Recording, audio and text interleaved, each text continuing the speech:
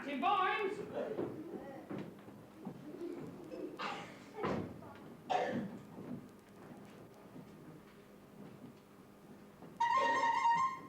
Hello, and welcome to Ankh-Morpork, the oldest existing city in the Discworld. Ankh-Morpork, as loud as a curse in a cathedral, as colourful as a bruise, and as full of activity and industry and general business as a dead dog in a termite den. Ankh-Morpork is where people go to make wads of money whilst not being killed on an official basis. Last year, Ankh-Morpork City Watch, who made the Keystone Cops look like Sweeney, saved the city from a 60-foot fire-breathing dragon. But now, a new terror threatens. And these are your principal characters. Lord Vetinari, patrician of Ankh-Morpork. The city no longer has kings due to a bit of civil unpleasantness hundreds of years ago involving an axe. Ruling this city is like juggling chainsaws on a tightrope, and he's so good at it that Machiavelli could describe him as a bloody cunning bastard and no mistake. Despite being a benevolent dictator, he is the ultimate democrat. He believes in the principle of one man, one vote. However, he believes even more emphatically that the man with the vote should be him. He is entirely without vices in any sense of the word. Believe me, if he had any, someone would have made use of them by now. His only known peccadillo is the tendency to have common actors put to death without trial or mercy. Strangely, the person he gets on best with, or least badly with, is Corporal Carrot of the Night Watch. They share the same obsessive interest, one might almost say love, of the city itself. Corporal Carrot Ironfounderson, a dwarf, by adoption. His adopted foreparents found him wandering in the woods as a toddler, near to the bodies of his real parents who were victims of a bandit attack. Also in the wreckage of the cart was a sword and a ring, similar to those having been recorded as belonging to the Royal Jury of Bank. His adoptive parents, embarrassed by his size, arranged for him to join Ankh-Morpork's Night Watch, believing it would make a man of him. Like most dwarfs when away from home, he writes at least once a week with letters full of optional spelling and punctuation as erratic as acne. He's honest, decent, truthful, and brave. Let's face it, he's the rightful heir to the throne. It's written all over him, and people are beginning to learn to read. Corporal Carrot works for Captain Samuel Vimes, captain of Ankh-Morpork City Watch, badge number 177, due to retire to get married as our play begins. He loathes the idea of kings. He hates the undead, trolls and assassins. He hates the city in much the same way. But then again, it's his to hate, so God help anyone who threatens it. Which brings us to Edward Diaz. Now, Edward believes the city should be ruled by kings. He has undertaken extensive research and come up with a wealth of evidence to suggest that Corporal Carrot is directly descended from the rightful kings of Ankh. Regrettably, this succession has turned his mind.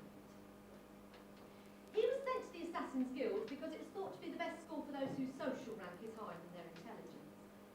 If he'd been trained as a fool, he would have invented satire and made up dangerous jokes about the patrician. If he'd been trained as a thief, he would have broken into the palace and stolen something dangerous belonging to a patrician. But he was trained as an assassin.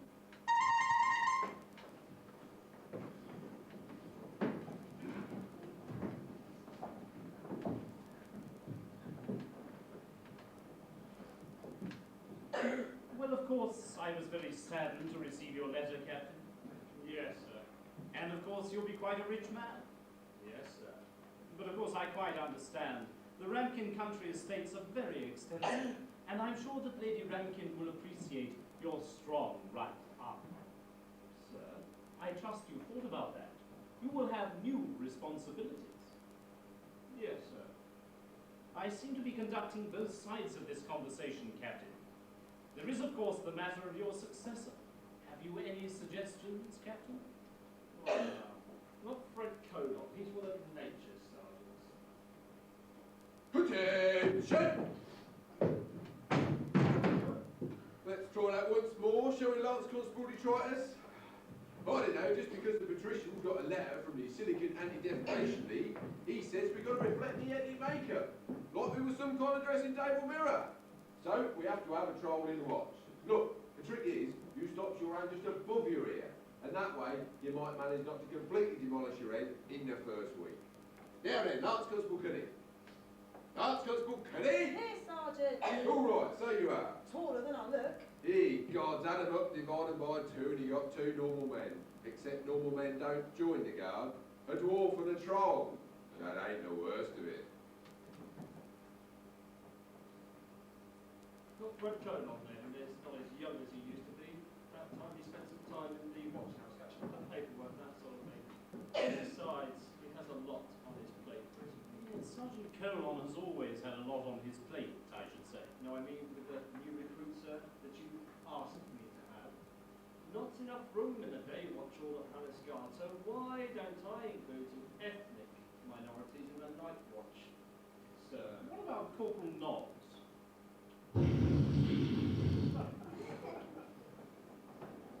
No. And then, of course, there's Corporal Carrot, a fine young man and already making a name for himself, I gather. Yes, that's true. A future promotional opportunity, perhaps. I would value your advice.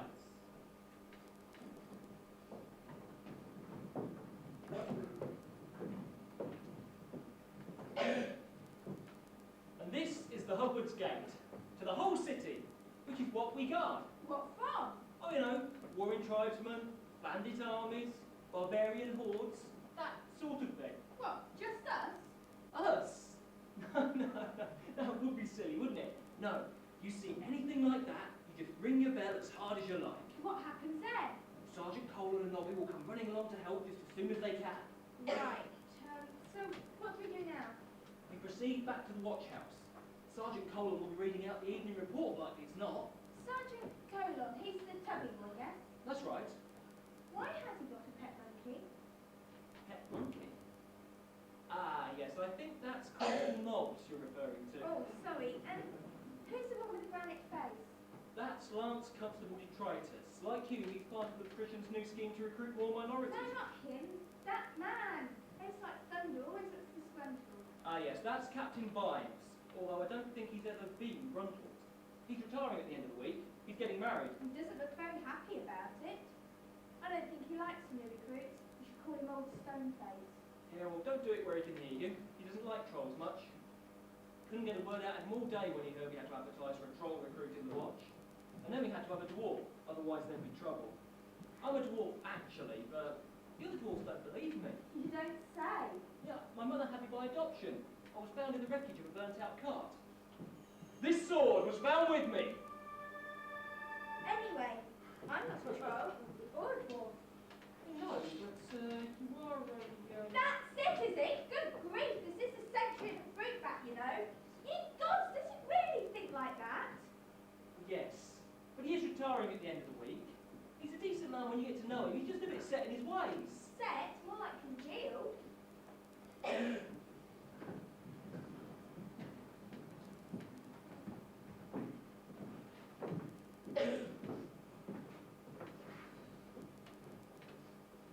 Right then, people, settle down. We've settled down, Fred. That's Sergeant to you, Nobby. Well, I feel stuff standing around listening to you. We've got to do it proper now, there's more of us. Right, okay. We welcome to the guard today Lance Constable Detritus, no salute, and Lance Constable Cuddy, also Lance Constable Angua. Now then, the first thing to watch out for whilst we're out. Sergeant, Yes, Corporal Carrot. haven't you forgotten something, Sergeant? The recruits.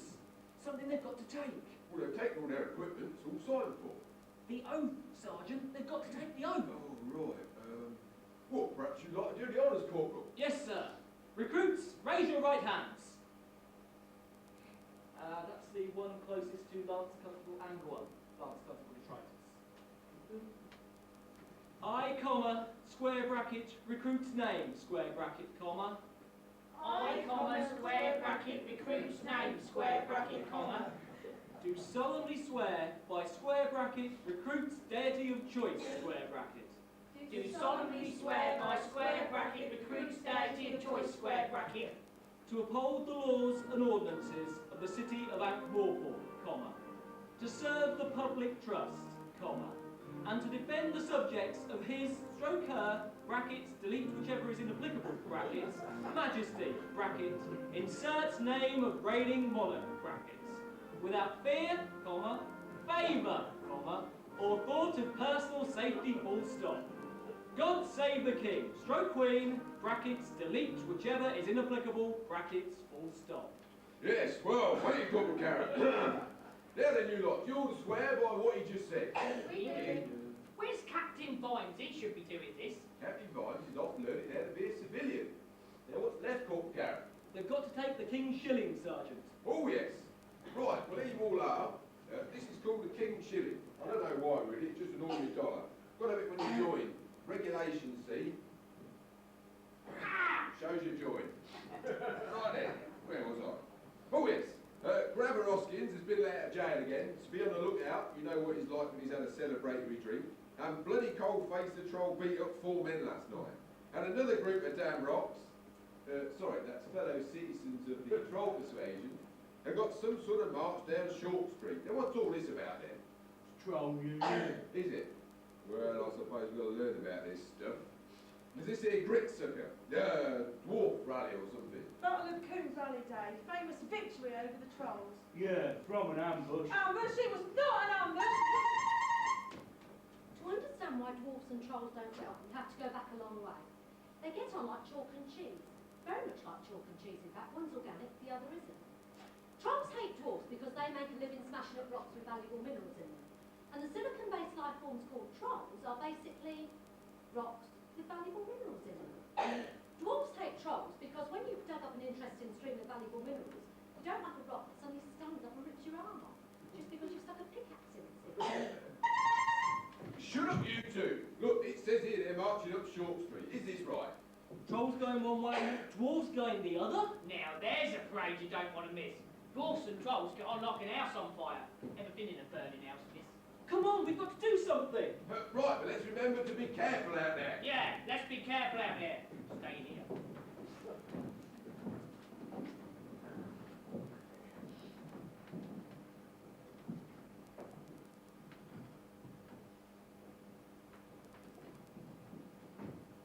Beano. Hello. It's Edward, isn't it? Edward, dear. I was just going back to the hill. Are you okay? I'm sorry about this, but it is for the good of the city. Nothing personal, you know.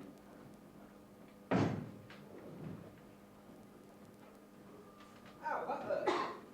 Oh, no it doesn't. Edward? Oh, I'm sorry about that.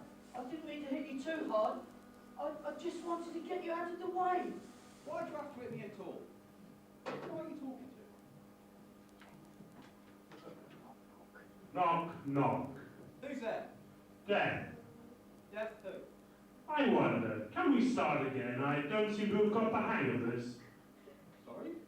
I'm sorry. I meant it for the best.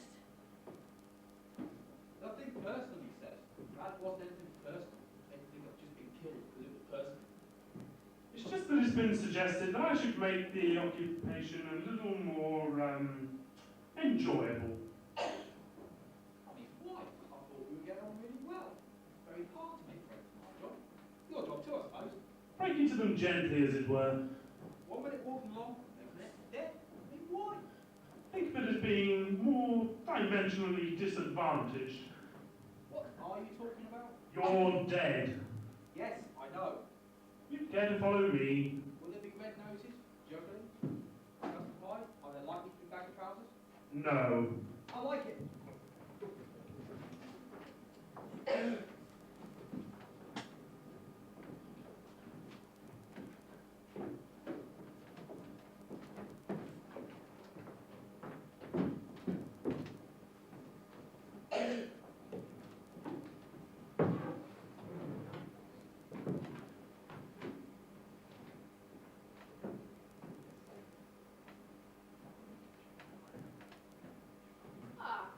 Captain Vimes, how good of you to come. Lady Ramkin will be here shortly. What's this all about? Captain Vimes, I have been the Ramkin family solicitor for many, many years. And as the wedding to her ladyship draws near, she has asked me to ensure that the correct financial provisions are in place. This including the Ramkin family money is to pass to you as her husband. But why? The estate is worth approximately $7 million a year. How much? I believe I am right. The estate and real estate next to the unseen university are together worth $7 million a year. Captain Vimes always had trouble with money. He had a theory of how rich people got rich. It was his boots theory of socio-economic unfairness. A good pair of leather boots cost $50, whereas an affordable pair of boots that lasted for a season or two and then leaked like hell when the cardboard gave out cost $10. These were the type of boots that Vimes always wore, and wore until the soles were so thin that you could tell where he was on a foggy night by the feel of the cobbles. The thing was, a really good pair of boots lasted for years and years. A man who could afford $50 for a pair of boots had a pair of boots that would still be keeping his feet dry in 10 years' time, whereas a poor man would have spent $100 in the same time and still have wet feet. It's all mine. From the hour of your wedding day, although she has instructed me that you are to have access to all her accounts as of the present moment. Here. We'll open them together. Her ladyship is very adamant. She is deeding all property to you as her husband. She has a somewhat old-fashioned approach. Should you predecease her, of course, it will pass back to her by common right of marriage, or to any fruit of the union. Fruit? Fruit of what? Her ladyship, whilst not as young as she was, is a fine woman, and there is no reason why you should not... Hello, Morecombe, you old vampire! My lady, I mean, Sybil, Have what's you this been all to about? see Havelock? Havelock? The patrician? Good. And you haven't forgotten about dinner tomorrow night, had you? We shall expect you up at the house at about 8 o'clock. And as though you're looking like that, you will enjoy yourself. You're far too good a man to go traipsing round the dark, wet streets at night. But I like... Have you got a hanky? A hanky? Yes. Spit on the hanky. There. Now that's much better. Now off you go and keep the streets safe for all of us. Oh, and while you're about it, keep your eyes peeled for loose swamp dragon, would you? One seems to have escaped or been pinched. Answers to the name of Chubby. Chubby. Well, off you go then. Right, right.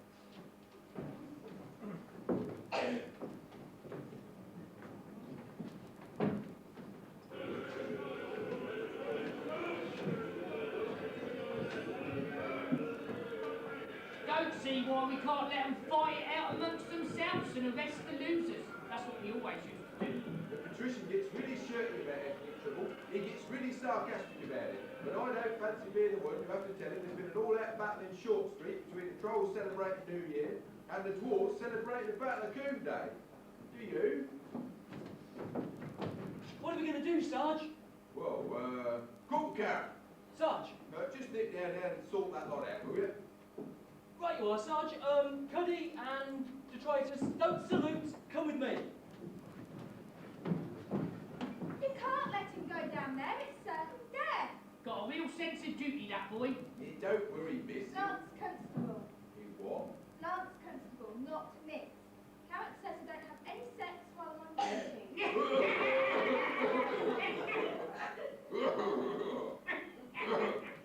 What I mean is, Lance Constable, young Carrot's got bags of crimmer. Crimmer? Bags of it.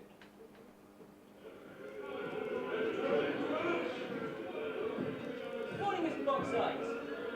Mr. Igneous, hope the leg's better. Ah, Mr. Crumblefine. Mr. Strong in the arm.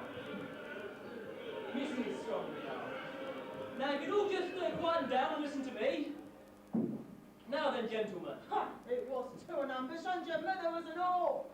And ladies, I'm sure there's no need for this belligerent manner. You ambushed too, my great-grandfather, in Coombe Valley, he told me. In our fair city on such a lovely day. Now I must ask you all, as good citizens of Morecombe, Yeah, you don't even know who your father is. that while you must certainly celebrate your proud ethnic folkways, to profit by the examples of my fellow officers here, who have set aside their differences, I'll smash your head in, you roasting dwarf. for the benefit of I could take my you with one hand tied behind my back. the city whose badge they are. Lance Constable Detritus, salute! No!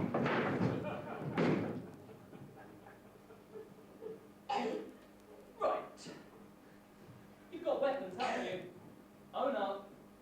If the dwarves have got weapons, don't drop them right this minute. The entire parade, and I mean the entire parade, will be in very grave trouble. I'm serious about this.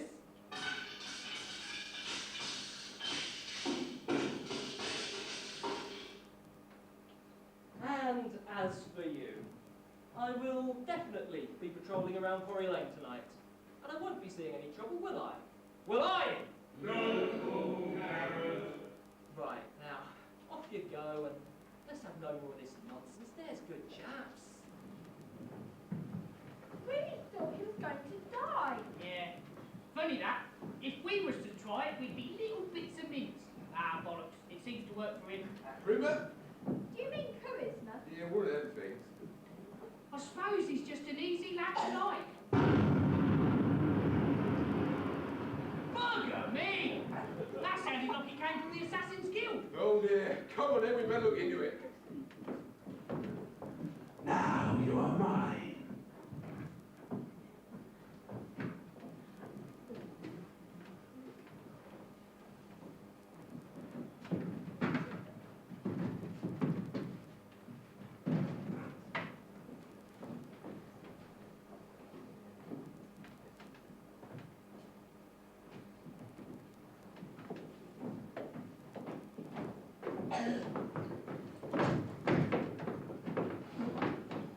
Bugger me! I never thought I'd see inside the Assassin's Guild. Now, the Assassin's Guild is next to and shares a wall with the Fools Guild. One is a pleasant airy buildings whose corridors echo with the sound of laughter from students. The other is a gaunt, forbidding edifice, silent, except the occasional muffled sob and sad jingle of bells. One turns out people who must admittedly in the course of their duty sometimes stab, poison or inhume their patients, but at least they're not asked to find that pouring whitewash down somebody's trousers is funny. What are you doing here? Fetch me the Master of the Assassin's Guild now. Your uniform doesn't scare me. Yes, you're right. This is not a scary uniform. I'm sorry. Lance Constable Detritus and Corporal Carrot. Step forward. Now these, I think you'll agree, are scary uniforms. I'll just go and get the master, shall I? Yeah. Thank you for your cooperation. Don't bother, Downey, I'm here. And what is the meaning of this? Red coat off. Take Detritus and Nobby back to the watch house. Yes, sir. You two, follow me. Left, right, left, left, left, right, left. Dr. Cruciate. Who sent for you? What gives you the right to invade guild property? Walking around as if you own the place? Aha, well, if you'd like the most fundamental reason, it's because I'd rather think I do. I see. Frequent at least. Yes, quite. Now that we've got that sorted, perhaps you can tell me what's been going on here. Fireworks. Yes, that's right, fireworks. It's Founders Day and someone threw away a lighted match which ignited Fox stored against that wall. Dreadful mess. Fireworks, my dear Vimes, much as I appreciate your concern. They were being stored here. This looks to be some sort of museum, guild memorabilia, that sort of thing. Exactly, odds and ends, yeah, they've mounted up over the years. Oh, well, that all seems to be in order then. Sorry to have troubled you. Hope I haven't inconvenienced you in any way. Of course not. Glad to be able to put your mind at rest. Fireworks. I'm sure I can rely on you to see yourself out, Captain. Yes, of course. Oh, mine like a sin. What did you say had been taken? I didn't say anything was taken, Captain. No, you didn't, did you? Corporal Carrot, what have you observed? Well, it smells to me like a dragon's exploded in here, sir. Sorry, back again. The swamp dragon's digestive system is very unstable. They can rearrange their internal plumbing to make the best possible use of any raw materials available for flame making. The drawback to this talent is that they are capable of exploding violently if excited, frightened, aroused, surprised or bored. It is presumed that this explosive capability is a defence mechanism acting for the good of the species as a whole, since it certainly doesn't work for the individual concerned. Yes, you're right. That's the explosion we all heard. Looks like we found Chubby. Chubby? Yes, Lady Sybil's dragon. And look, something was taken. There was a card in here as well. I'd have given a whole month's wages to know what's written on that card. Bloody assassins and licensed thieves. You know, this used to be a great city one time. What? When we had kings, you meant? Kings? Don't talk to me about kings. He's not right, one man having all that power over life and death. But the patrician's the supreme ruler. Yes, but he doesn't sit on a throne saying, you've got to do what I say because I'll wear a crown. No, he says, you've got to do what I say or I'll kill you. At least he's honest about it. But even so, with a good man as king... Yes, and then what? Look, royalty pollutes people's minds, boy. Honest men start bowing and bobbing just because someone's great-grandfather was a bigger murdering bastard than theirs was. And worse. No, we had good kings once, but kings breed and blood tells. And before you know it, you've got a bunch of arrogant bastards running around chopping queens' heads off and fighting their cousins every 5 minutes, and worse. No, we had centuries of that. Then one day, about 300 years ago, a man rose, and we fought the nobles, and we dragged the king off his throne, dragged him down to Satan's Square, and chopped his head off. Job well done. Gosh! Who was that then? The man who said no more kings? Ah, that was the commander of the city watch in those days. They used to call him Old Stoneface. Old Stoneface? Yeah. And which king was that? Ah, that was Lorenzo the Khan. Ah, yes, I think I've seen his picture in the palace. That old man, surrounded by lots of children. Yes, he was very fond of children. And that was the end of the King's Land Warfare. Oh, I don't know. They say some got away, but I'm not sure. Listen, Carrot, a really good man as king, that would be really terrifying. Some man with a sword dispensing honest justice. We've all done things we shouldn't have done. Well, I know I have. I'm not sure about you. Listen, Carrot, never get in the power of a good man, because if a bad man is looking down a crossbow at you, then you'll know he'll boast and he'll gloat. Because he's got you in his power, you see, and that's what he's really after. And you'll stand a chance. But a good man, if he thinks you deserve to die, he'll turn and kill you without saying a single word. Hang on. What have we got here? What is it, sir? Looks to be some sort of drawing. A sort of crossbow stock with tubes tied to it. Well, I don't know. We've got to search this out. Come on. We're going to look for this. Thank the gods, thank God. We're on a roll call. Has anyone left the guild? No, sir. The guards on the roof say no one came in or went out, sir. Very well. Now listen carefully. I want this mess cleared up. I want everyone watched and the buildings to be searched from top to bottom. Understand? What are we searching for, Dr. Cruches? Or anything that is hidden. If you find anything unfamiliar, send it in immediately and don't touch it. No, sir. No one's to speak to the wretched watch about this. Now I suppose I have to go and tell the patrician. Hard luck, sir.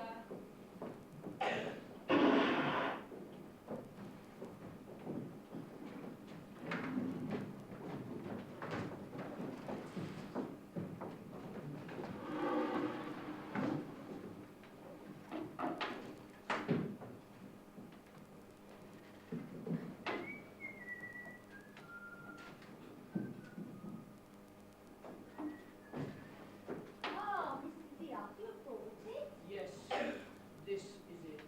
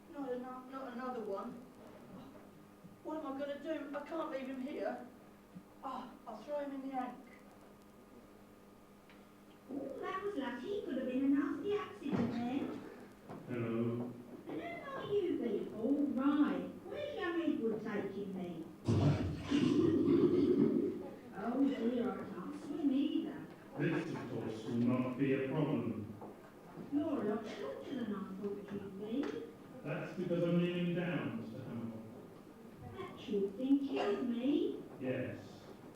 I believe in reincarnation, you know. Yes, I have you down as Bjom Hammerhock.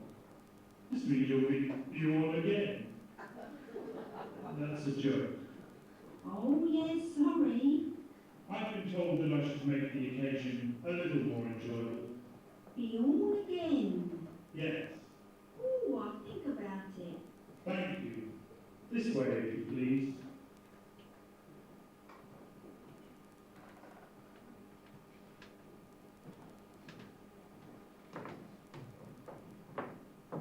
If you'd care to wait here, Dr. Cruces, the patrician said to say he'll be here momentarily. Yours, Kane.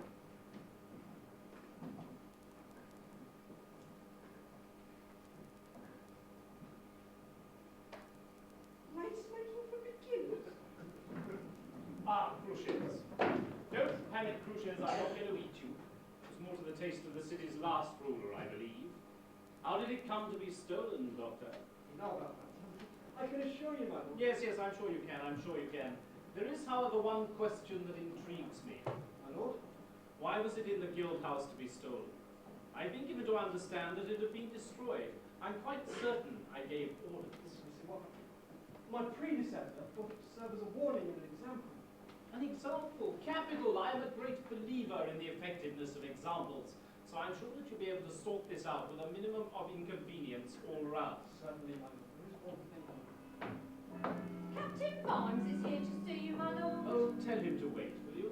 You were saying? Yes, Captain Vimes. Taking an interest.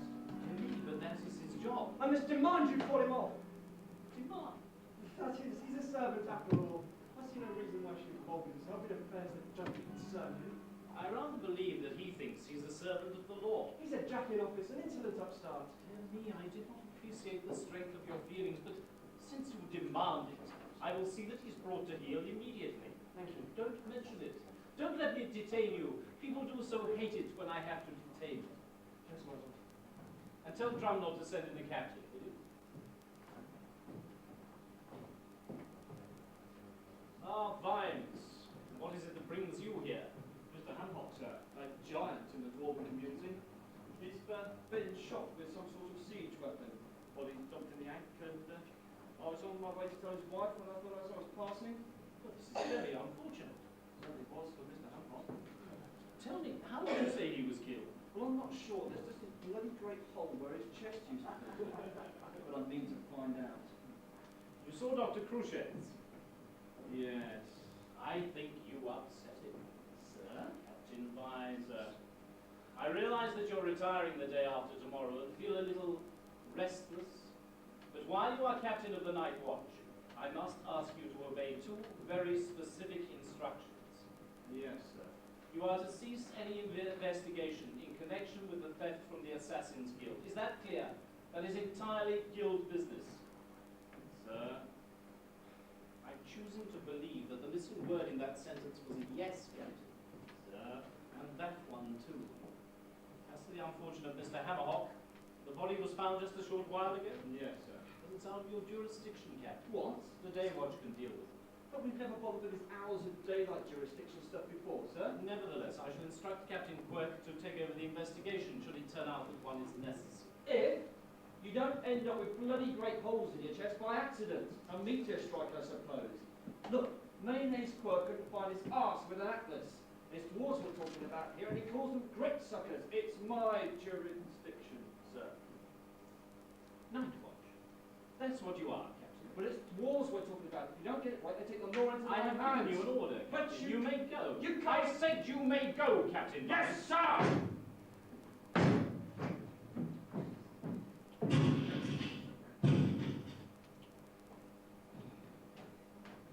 I heard Captain Vimes sleep, my lord. I fear we may have to replace part of the woodwork. A small price to pay, Drum. I believe that my orders will have the desired effect. Vimes will do practically anything to spite me. I hope.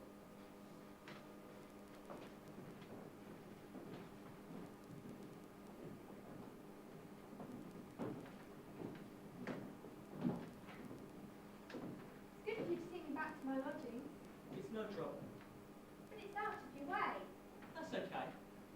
talking. Why did you join the watch? My parents said it would make a man of me. Seems to have worked. Oh yes, it's the best job in the world. Do you know where the word policeman comes from? No? It means man of the city. From the old word police. Ah! What is it?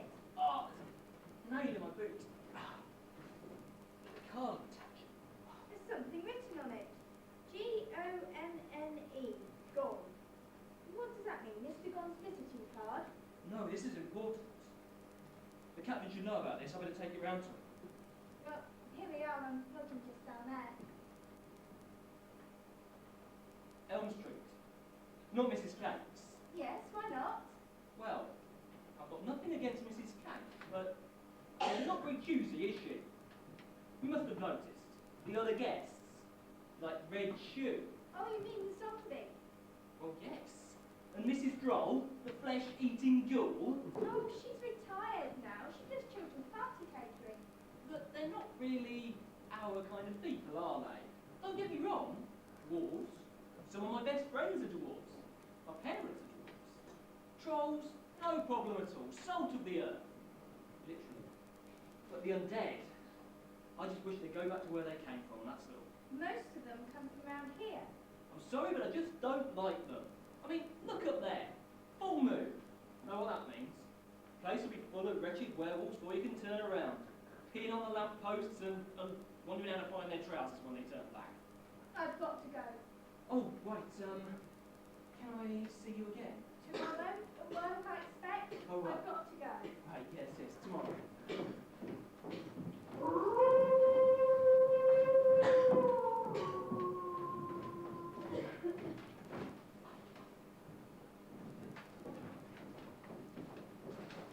So I said, I don't care if you still up on the crew day. Get those grit suckers out from underneath my carriage.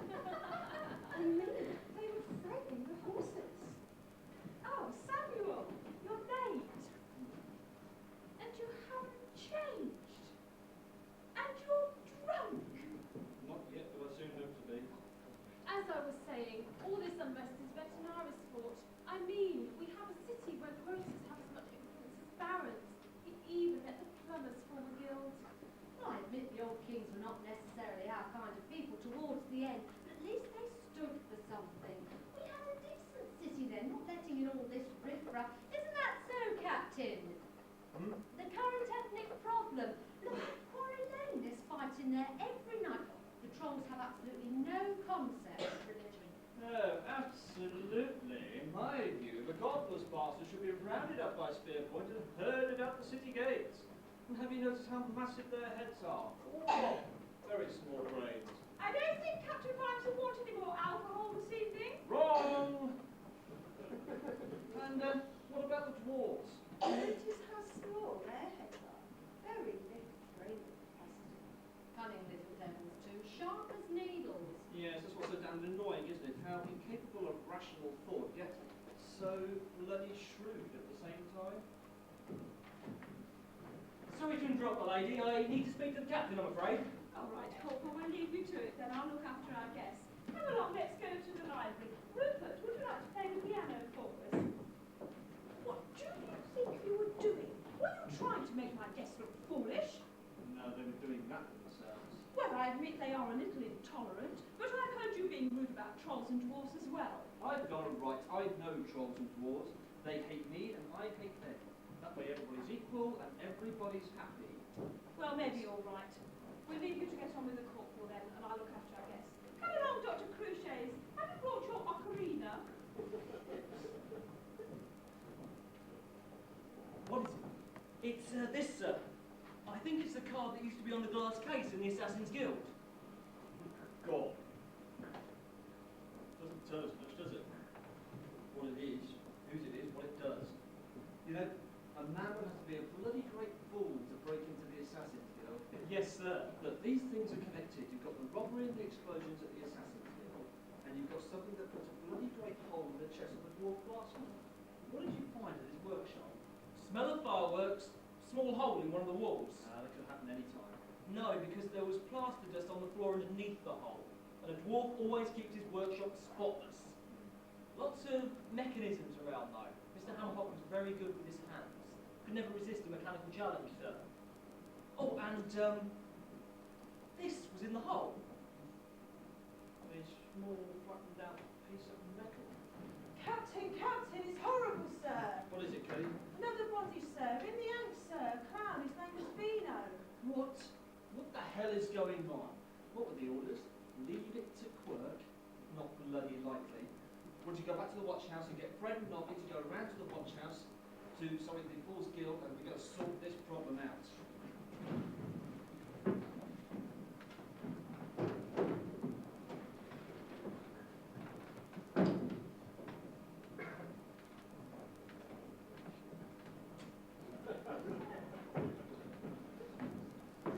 Here we are, Fred. The Fool's Guild. That's where Beano lives. Yeah, hold it, Nobby. I've been here before. Let me do the door.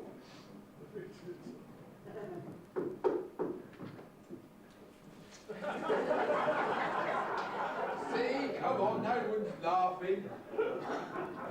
Sad. I say. Why did the fat man knock at the door? I don't know. Why did the fat man knock at the door?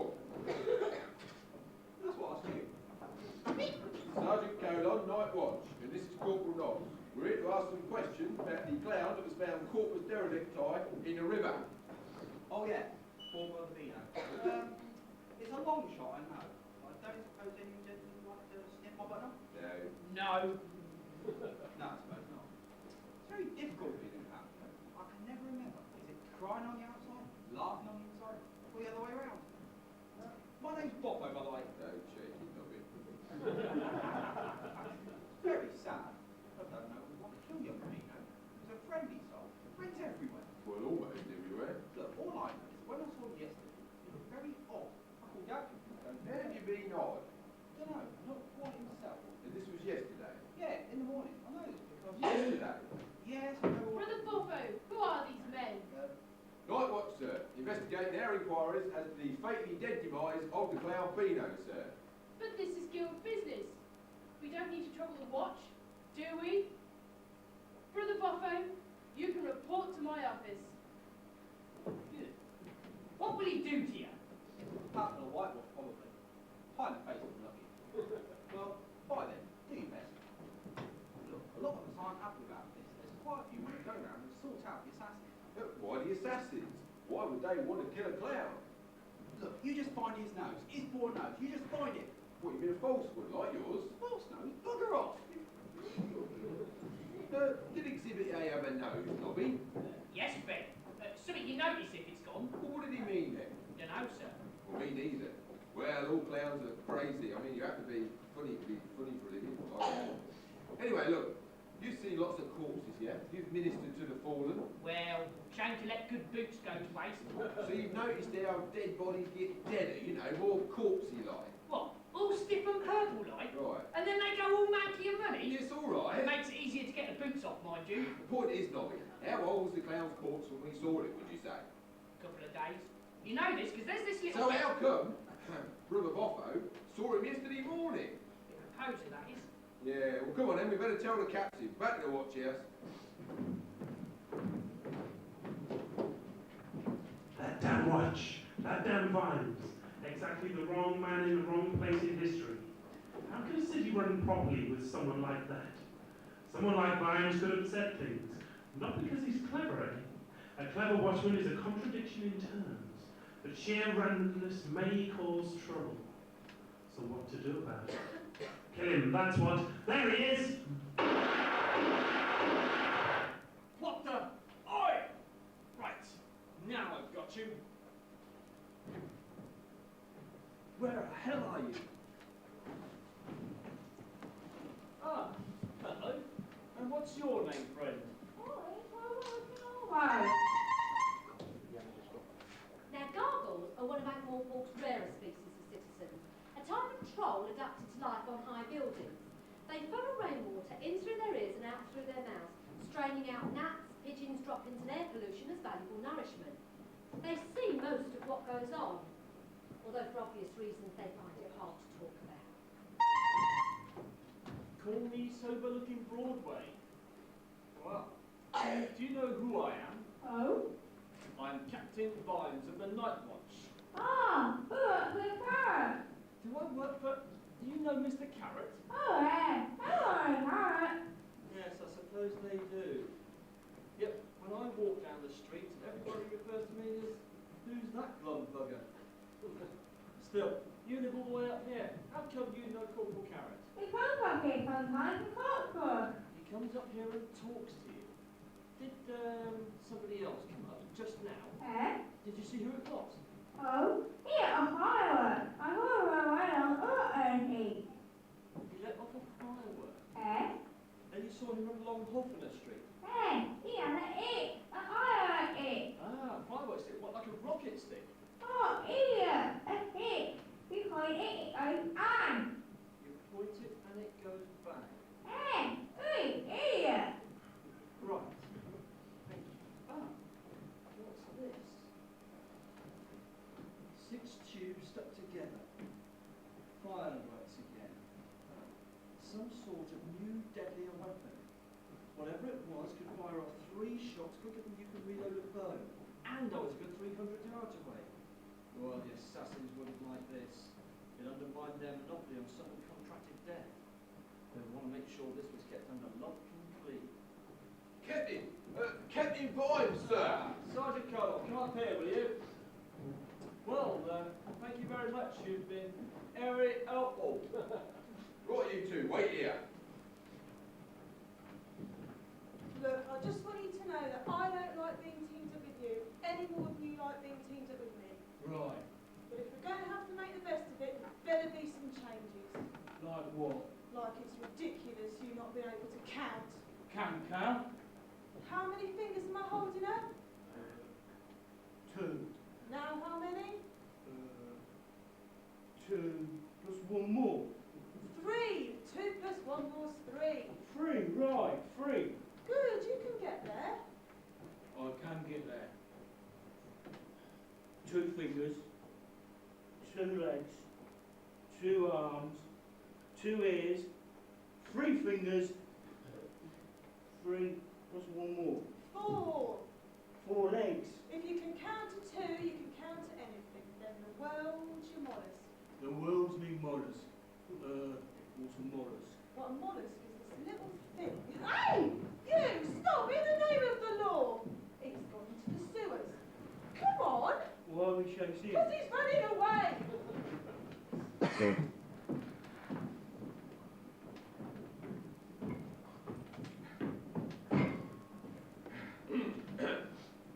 At 10 a.m. today, I proceeded in the company of Corporal C.W. St. Nobs to guilds of fools and joculators in God Street.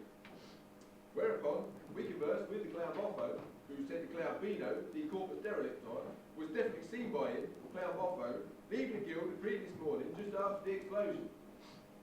This is dead bent in my opinion, sir, the reason being the stiff was dead 2 days. Me and Nobby agree on this, so someone's telling meat pies. Never trust anyone who falls on his arse for a living. Sir. Yes, carry on. Also, clown Boffo went on about us looking for Beano's nose, but he had a nose on when we found him. So we said to clown Boffo, did he mean his false nose? And he said, no, bugger off, a real one. Why ask us to look for a nose that wasn't lost? Here, look at this.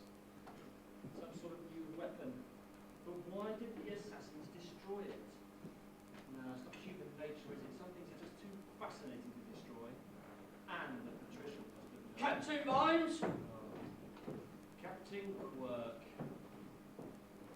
Come with me. Don't be a fool, sir. You'd be a fool to resist arrest. What? I am under arrest. You will be if you don't come with me and my men. Come on, Vimes.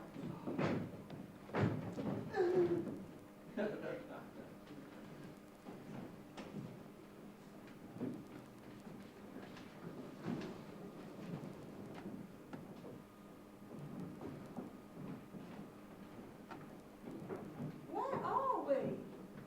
Paul Butcher's warehouse.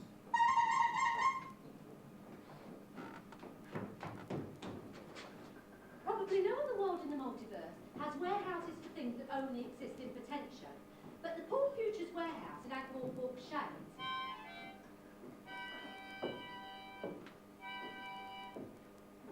Here are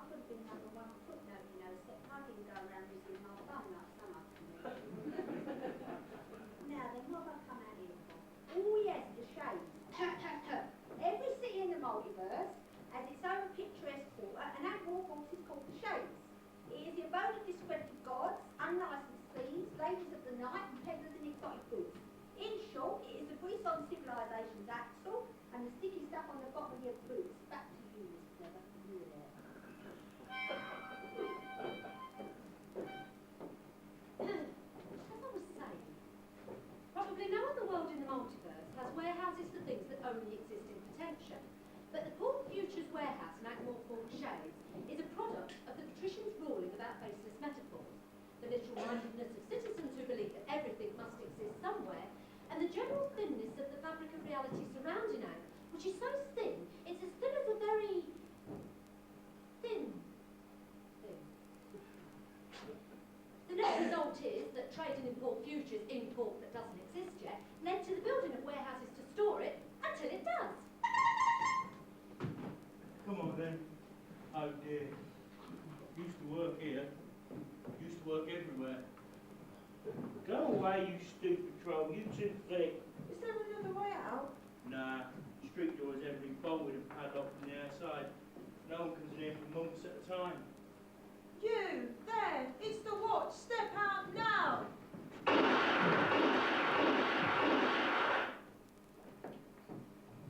Here. For you and I. Yeah, it just grazed me. It looks like a mild skin abrasion. You what? What about you? I suppose the armour was of some help. Had it not slowed the projectiles down somewhat, then it may have been seriously abraded.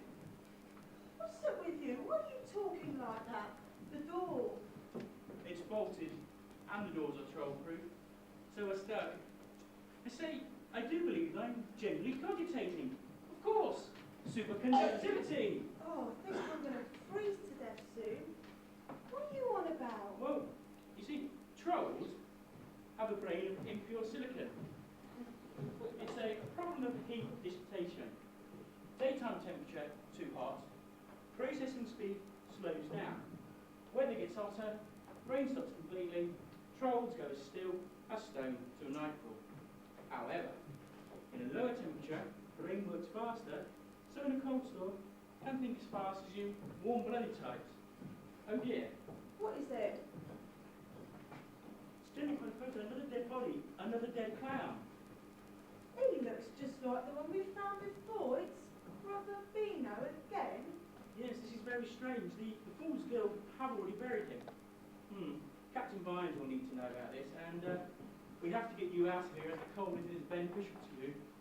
Look, there's a skylight up there. I can throw you through it. You can land on the outside, get someone to force the door, and release me. Right, here we go. 1, 2, 3. No!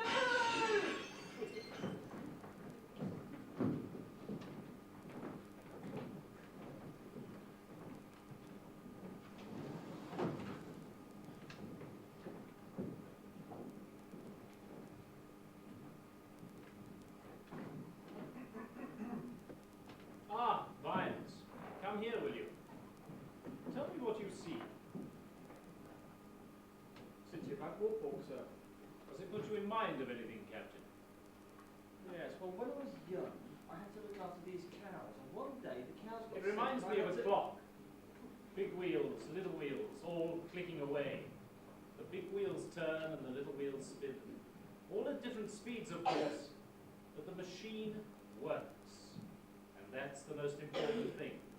Because when the machine breaks down, and then a tiny speck of grit may get into the wheels and throw them off balance.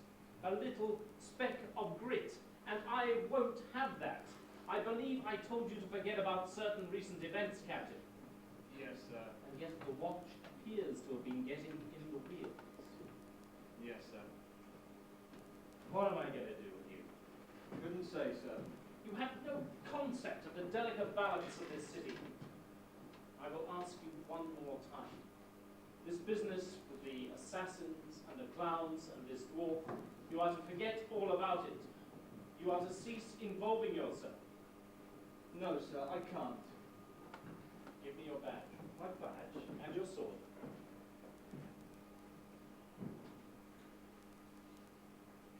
And your badge. No, not my badge. Why not? Because it's my badge. But you're going to resign anyway when you get married. Right. It's that important to you. Very well, you may keep your badge and have an honourable retirement. The day watch will be sent down to the yard shortly to disarm your men. I'm standing down the night watch, Captain. I may appoint a new man in charge in due course. Until then, your men may consider themselves on leave. The day watch? I'm sorry. Yes, sir! One infraction, however, and the badge is mine. Remember. Leonard, are you there?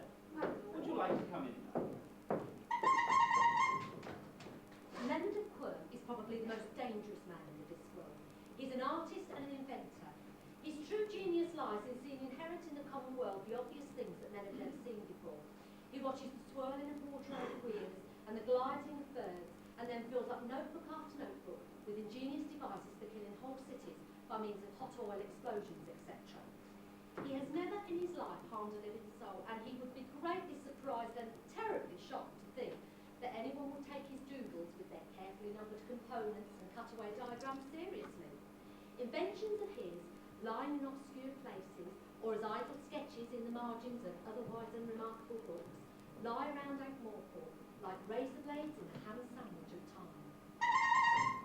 What have you got there? Oh, these are my cartoons, my lord. Oh, yes, very good. I particularly like this one of the boys sledging with the toy tiger. This piece of yellow paper stuck to this one. Oh, I'm very pleased with that one, my lord. I call that my handy piece of scribbling note paper with glue that comes unstuck when I want. For someone who's such a genius at inventing things, you never cease to amaze me that you can't come up with catchy names for things. What's this glue made of? Oh, sir, what was it you wanted to see me about? I wanted to see you about the god. The thing you called the "you point it and the enemy is gone" stick. Oh dear. I'm afraid it has, escaped. My goodness, I thought you said you'd done away with it. I gave it to the assassins to destroy. After all, they take an artistic pride in the quality of their work. They should be horrified at the thought of just anyone having that sort of power. But they did not destroy it. They thought they could just lock it away. And now they've lost it. They didn't destroy it? Apparently not. The damned fools. And neither did you, I wonder why. I do not know. Oh my goodness, I should never have made it. It was merely an application of principles, ballistics, simple area dynamics, chemical power, and some rather good alloy, you know. And then throw the things to the rifling idea, had to make quite a complicated tool for that. And people are searching for it, I trust. The assassins are, but they won't find it. They don't think in the right way. So I am relying on the watch. Ah, this would be the Captain Vimes you were spoken of. I hope you've impressed upon him in importance this task. In a way. I've absolutely forbidden him to undertake it. Twice. Oh, I think I understand. I hope it works. I shouldn't dismantle it. I had this feeling that I was merely assembling something that already existed. But somehow, dismantling it seems sacrilege. Almost like dismantling a person. Dismantling a person is sometimes necessary. Well, this, of course, is a point of view. There is in this city a man with a gun. He has already successfully used it once, and also succeeded a second time. This city runs like clockwork. Occasionally you hope that if you wind the spring one way, all of its energies will unwind in the opposite direction. And sometimes you have to wind the spring as tight as it will go, and pray it does not break. Oh dear. He was too depressed to thump the door up. I may have gone too far.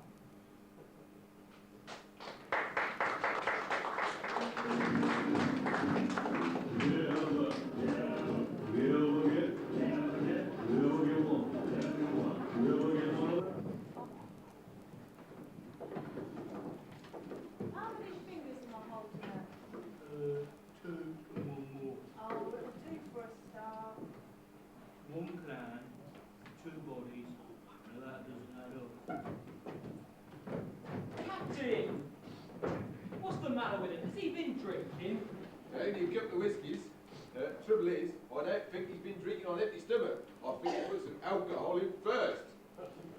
Oh, he promised he wouldn't drink anymore. Must have had the whole bottle. He's come round drinking for the Soggy Mountain Dew. He's going to die. It says 150% proof. No, that's just old Dibbler's advertising. He ain't got no proof. Just circumstantial evidence. Here, hold on. Why ain't he got his sword? Ah, sword, give away. Hooray. What? No more wash. Only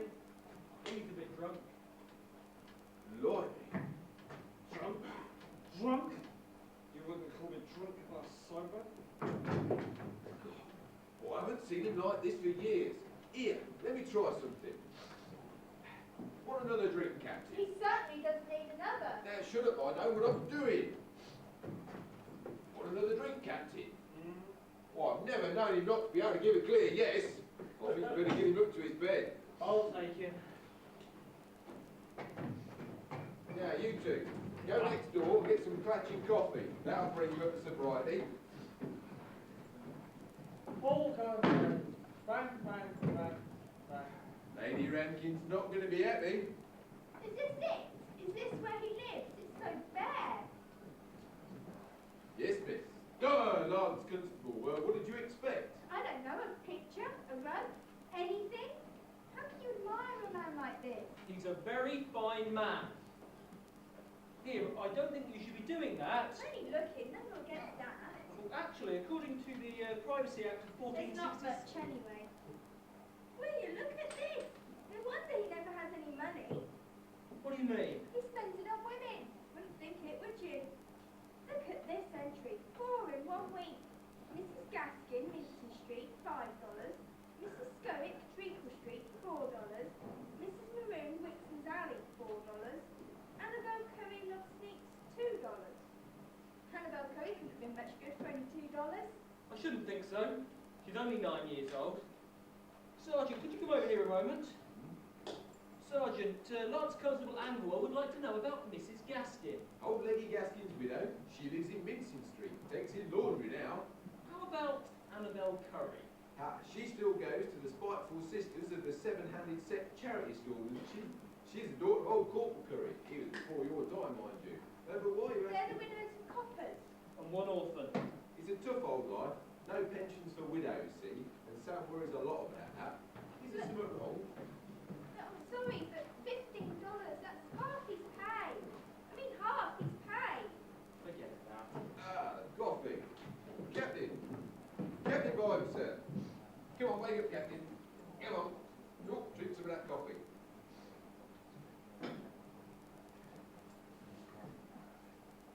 Ah! Oh, where am I? Oh, yes. We're off the case. What? Yeah, the bloody patricians give the whole lot to Captain Quirk, and he's arrested cold-faced and true. What? Old mayonnaise quirk? Mayonnaise, don't tell me, it's because he's thick and oily, right? And smells faintly of eggs. But why has he arrested old Coldface? I mean, he's a villain, all right, but he's not a killer. Who knows? Who cares? But Captain, we've just found another body, a clown in the old Port Futures warehouse. And It's not just any old clown, it's Brother Beano, he's dead again. so what? It's Captain Quirk's problem now. Listen, suppose we did find the killer of the dwarf and the clown. Both of him.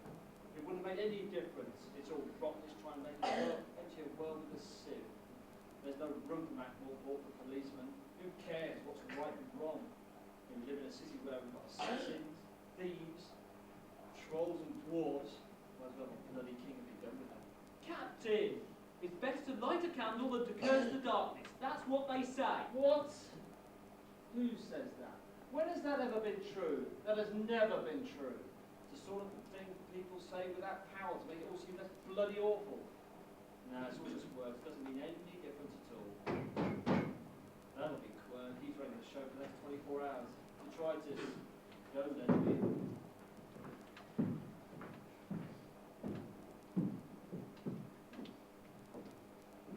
Well, well, well. Here we are. Nice place you got here. Pity you ain't had use of it. Surprised to see you two here. I thought you had fighting at Quarry Lane with the rest of the rocks and the grit suckers. Sorry, what the manners there. Fighting? Why? Maybe it's got something to do with a wrongful arrest. Maybe it's because some of the more restless dwarves want to have a go at the trolls. Or maybe because there's always some idiot ready to light a match in a firework factory. What do you think, Quirk? I don't think I'm... Good man, just the sort this city needs. Right, I'm off. I'll see you lot tomorrow. If there is one. God, there'll be some changes here once I've taken over. What do you mean? The patrician hasn't appointed Captain Vimes' successor yet. Well, it's hardly like to be one of you lot, is it? Seems to me that the watches will be combined. seems to me there's just too much sloppiness around here. It seems to me that just about anything has been allowed to join the night watch. First things have to be a good clear out. Now then, let me see what weapons you lot have got, eh? Nobby? Nobby, what's all this about fighting? It's true. I saw it on my way up here. The trolls are planning to break into the palace and get cold face out. There's dwarfs and trolls wandering about all over the place looking for trouble. Here, and they threw stuff at me. Tell me, has there been an irreparable breakdown of law and order? Yeah, for about 500 years. That's what Angua all about. No, I mean more than usual. Throwing stuff at me sounds like a breakdown of law and order. I don't think we can make that stick. It stuck all right, and some of it went down my shirt. Why throw stuff at you? Because I'm a watchman.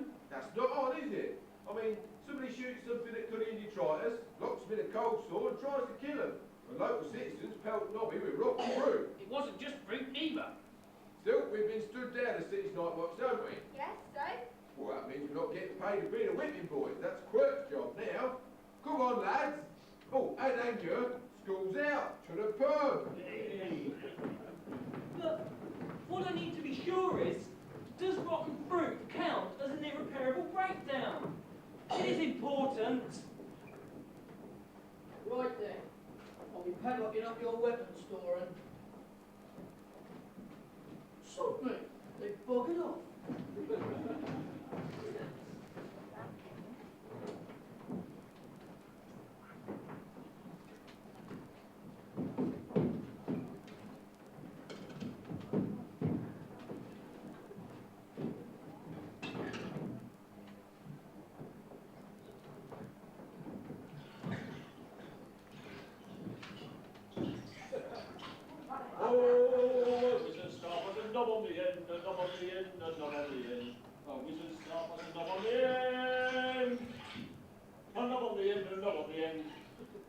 City watch. Who bloody cares, eh? Tomorrow I'll be Mr. Ramkin. This will be my bar. And I have a butler. Willikins!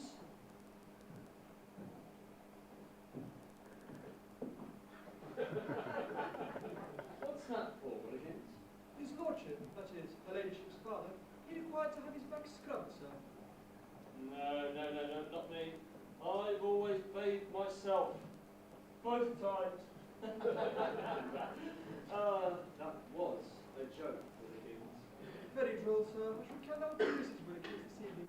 It'll help to pass the time. Tell me, Willikins, why is it that the Ramkin family managed to have hot pipe water for that house, eh? There are a number of hot springs in this area of the city, sir. This house is an ancient geyser in the cellar. And you go down to the cellars and help this old geezer stoke up the furnaces, eh? Please, Captain Vimes, will you split my sides in a moment?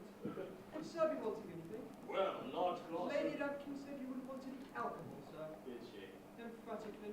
Well, in that case, I want nothing. Willikins, Sir? what's your first name?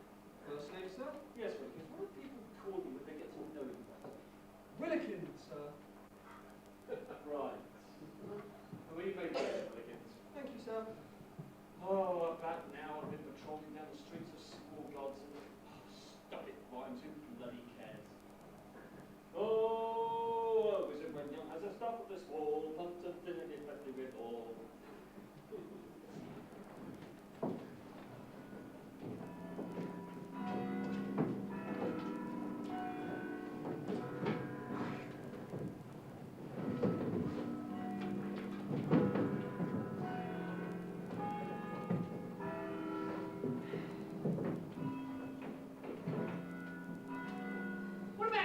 Cards then. You won everybody's wages off from yesterday. You had 5 kings. It's funny that, there's kings everywhere when you look. Certainly is if you look at your street. No, I mean, there's a king's weighing out, and there's a king's in cards, and you get a king's shilling when you join up. The only place we haven't got a king is in the Golden Throne in the palace. I think, if we had a king, there wouldn't be all this trouble. Oh yeah, beer would be a penny a pint, the trees would be blooming again. Vimes would go spare to hear you talk like that. And you get a king in the first place. For One sword up stone. Oh, anti-siliconism. No, someone pulled a sword out of a stone, and it might do it, see? Anyone can pull a sword out of stone. You need to be more of a man to pull swords out of stones to rule this city. Seems to me the proper king would be the one who could push it in there in the first place. Yeah, he wouldn't just be a king, he'd be an ace. What's that? It's a clock. A watch. And it plays a tune. Every hour. It's part of the mechanism. But it's slow then, all the others just struck. Now, time's a bit of a, what's the name, consensus here, miss. You see, every guild's got its own clock tower and its own idea what the right time is. Now, what I think is the watch is the only one that really knows what time it is. Get it? The watch. The watch. Get it? Please yourselves. What's this inscription? To Captain Vimes, a watch from your old friends in the watch. It's a play on words.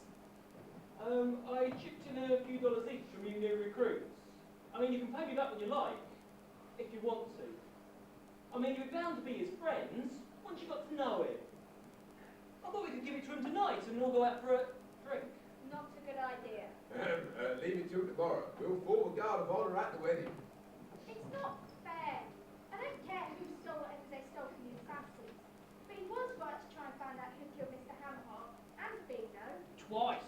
Beats me why anybody would be daft enough to steal from the assassins. Captain Vimes said you'll have to be a fool to think of breaking into that place. What, like a plan or a gesture, you mean? No, Detritus. He didn't mean a cap and bells type of fool. He just meant you'd have to be some kind of idiot. Oh my. It's as simple as that, is it? Simple as what? Help! Help!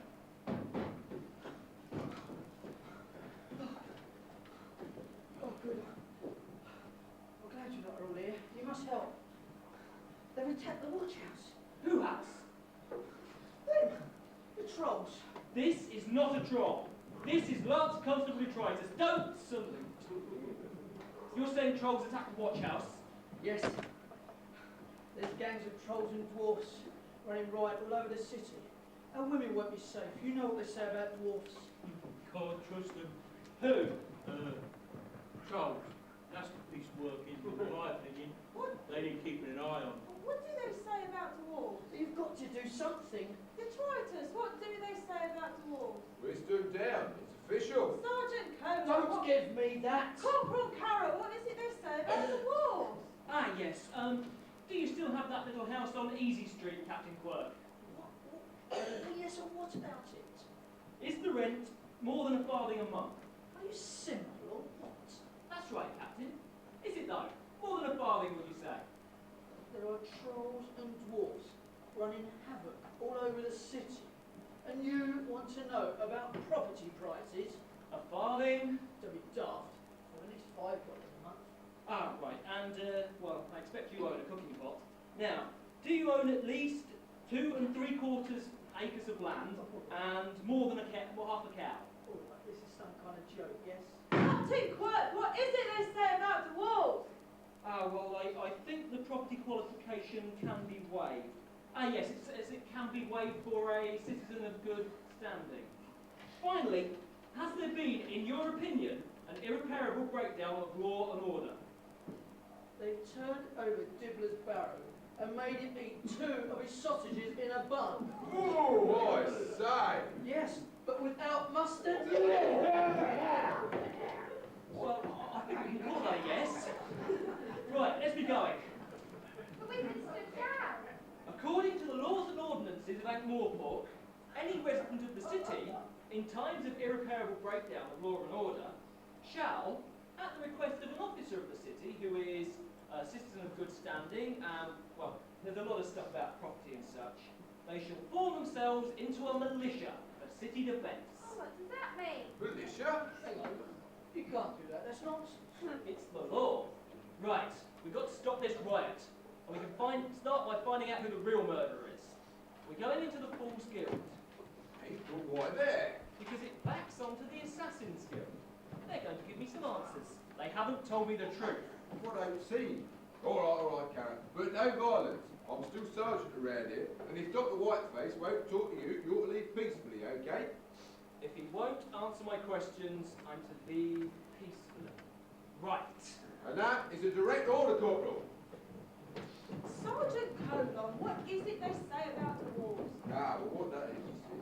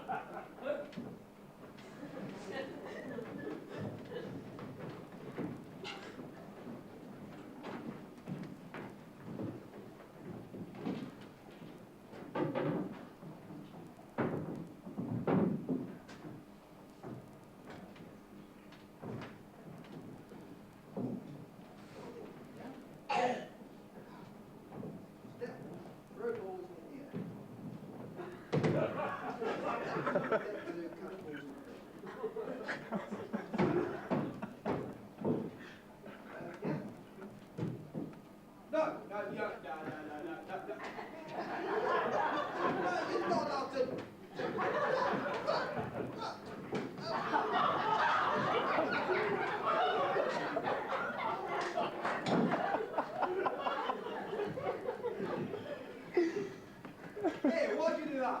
Oh, good day to you. We just wanted to get into the spirit of things. I'm Corporal Carrot of the city's militia, and we all enjoy a good laugh. Excuse me? Yes, apart from laughs comes through the clinic. We're here to see Dr. Whiteface. Have you got an appointment? I don't know. Have you got an appointment? I've got an iron ball with spikes on it.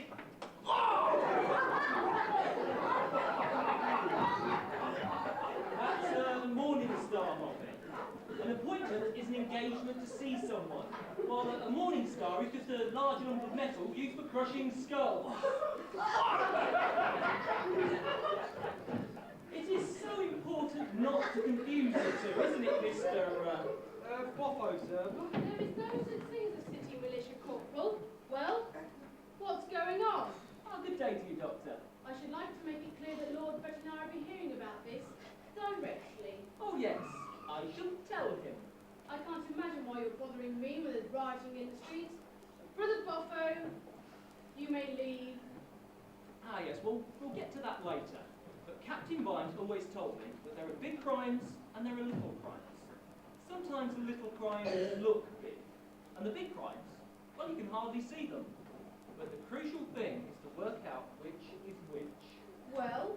I should like you to tell me about the events in this guild house the night before last. And if I choose not to? Then I shall, with extreme reluctance, be forced to carry out the order I was given just before we got here. That's right, isn't it, Sergeant? Well, yes. I would much prefer not to, but I would have no choice. But this is guild business. You have no right to. I don't know about that. I'm only a corporal. But I've never disobeyed a direct order in my life. And I'm sorry to say that I will carry out this one fully and to the letter. Now, see here. If it's any comfort, I'll probably be ashamed about it. Listen, if I shout, I can have a dozen men in here. Believe me, that will only make it easier for me to obey. Confound it. How do you know? Who told you? I really couldn't say, but it does make sense. There's only one entrance for each of the guild houses, and guild houses are back to back. Someone just had to cut through a wall. I assure you, we knew nothing about it. We thought young Beano had done it out of humorous intent, and then he turned up dead. You'd better show me the hole. It's in Beano's old room, through here. I've seen people bluff on a bad hand, boy, but I've never seen anyone bluff with no cards.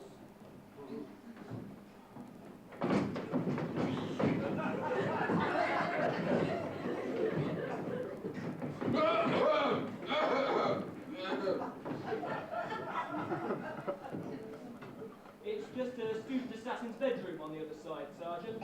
No one's been in there for a while, though. There's dust all over the floor. But there are footprints in it.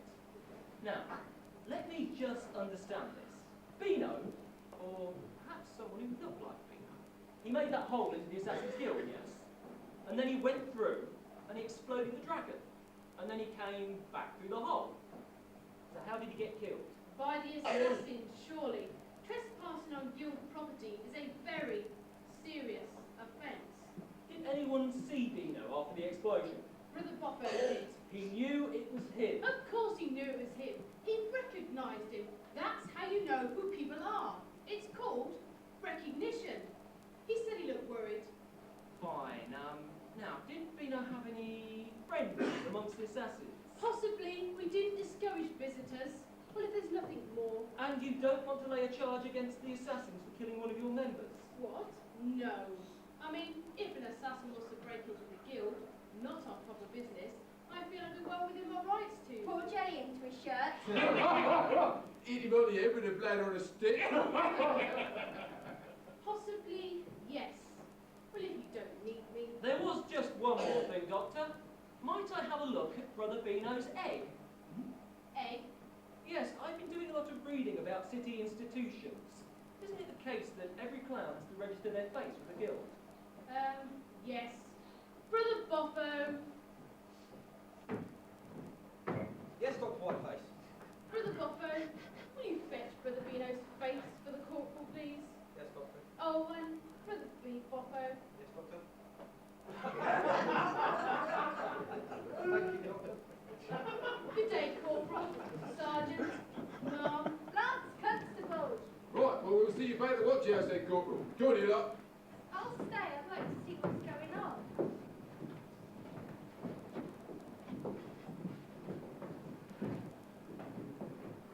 Here, this is Beano's face. Are you often on gate duty, Boffo?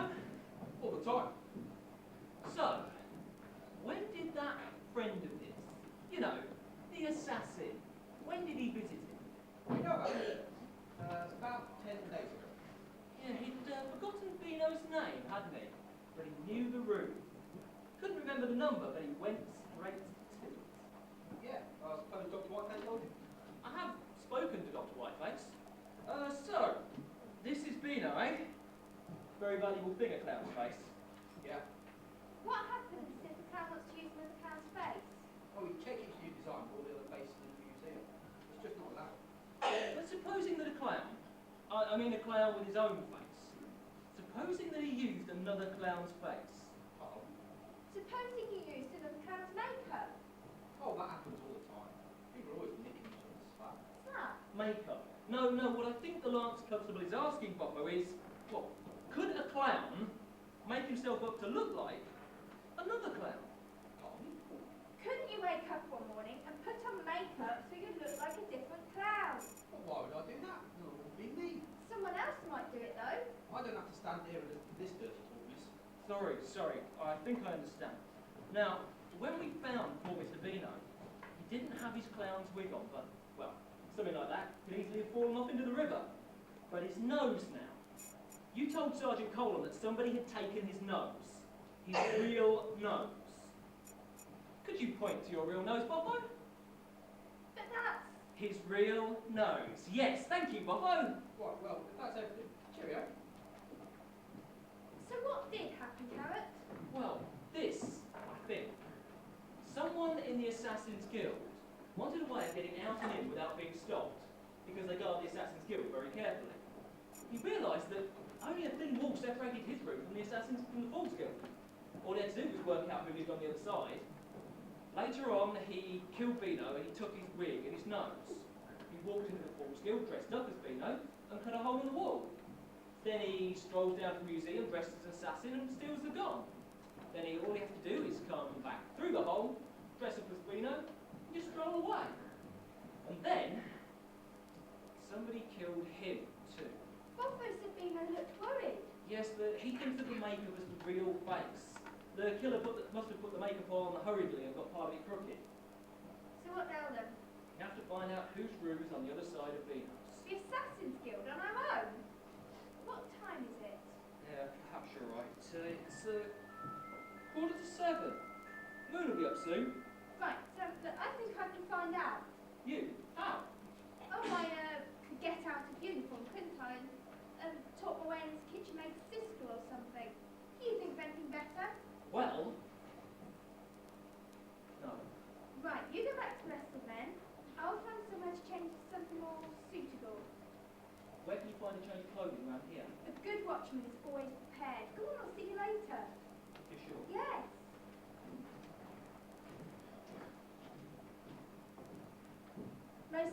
captains come from high-class families. The place is full of big, shaggy hunting dogs. Another one won't attract much attention. Oh dear, I wish Carrot could understand. It's not that easy being a werewolf. When it's that time of the month, you can't seem to wash your hair.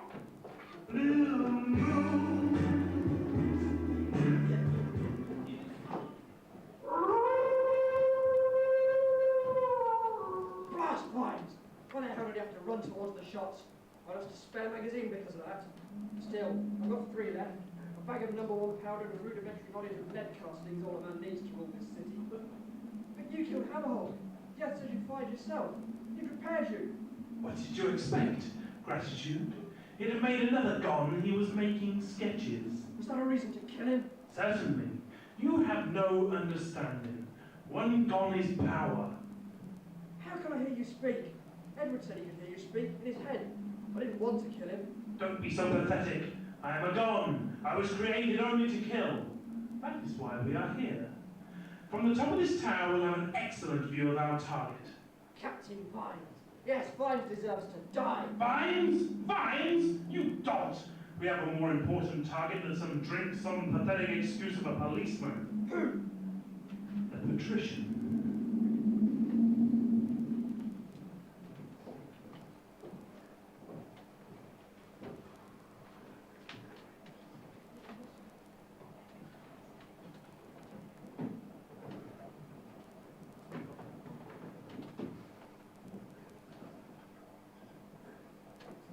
Dearest Mum and Dad, I hope you're well.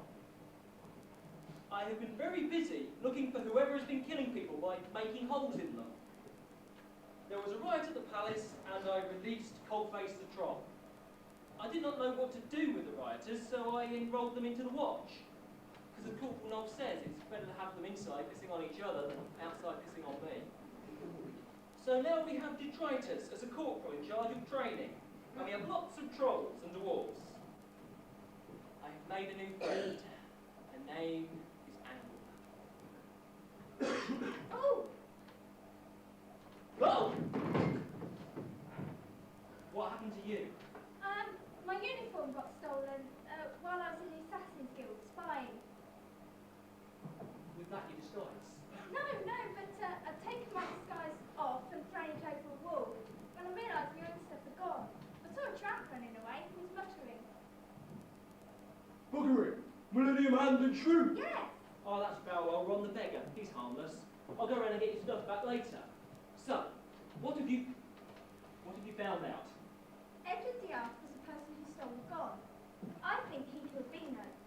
Dr. Crucius is really upset. He's got assassins looking all over the city. He's shouting orders at everyone. We know someone killed Edward. Someone shot at Cuddy and Detritus. So we're looking For a third man.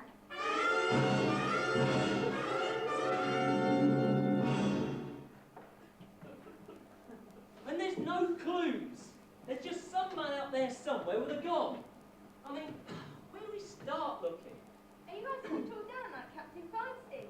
Oh no, I'm writing to my mum and dad. Oh, sorry, sir. What do you want me to do next, sir? Send the men out in squads, Sergeant. At least one human, one troll, and one dwarf in each. Right, sir. And what have they been doing, sir? They'll be being visible, Sergeant. Right, sir.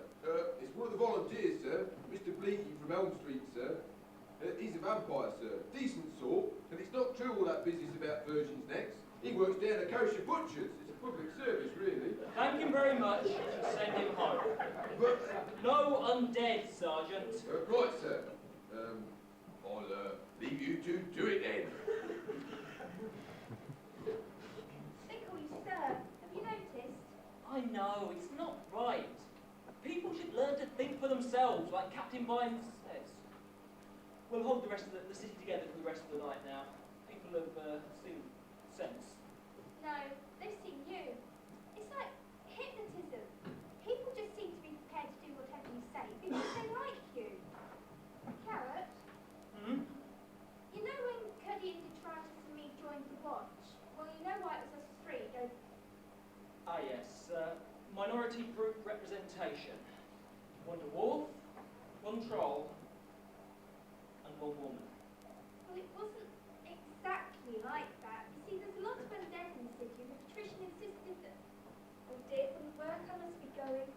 I'd like you to stay. I knew you were going to say that. Oh, well, I guess it was inevitable. Just don't say anything, and it might just be all right. I think we'll draw a veil over these proceedings before we encounter any problems with the censor. Terrible things are about to happen. No, I don't mean Carrot losing his... discovering the pleasures of the... finding out about... Well, anyway, I don't mean that. A young man and his young lady. Well, it's all perfectly natural, normally. But now, several hours have passed, and Carrot has opened the curtain. Letting in the moonlight. I don't know. You go to bed next to a young lady and you wake up next to a wolf. The next thing, you're chasing it down the street wearing nothing but a frown. A thing like that could put a strain on any relationship.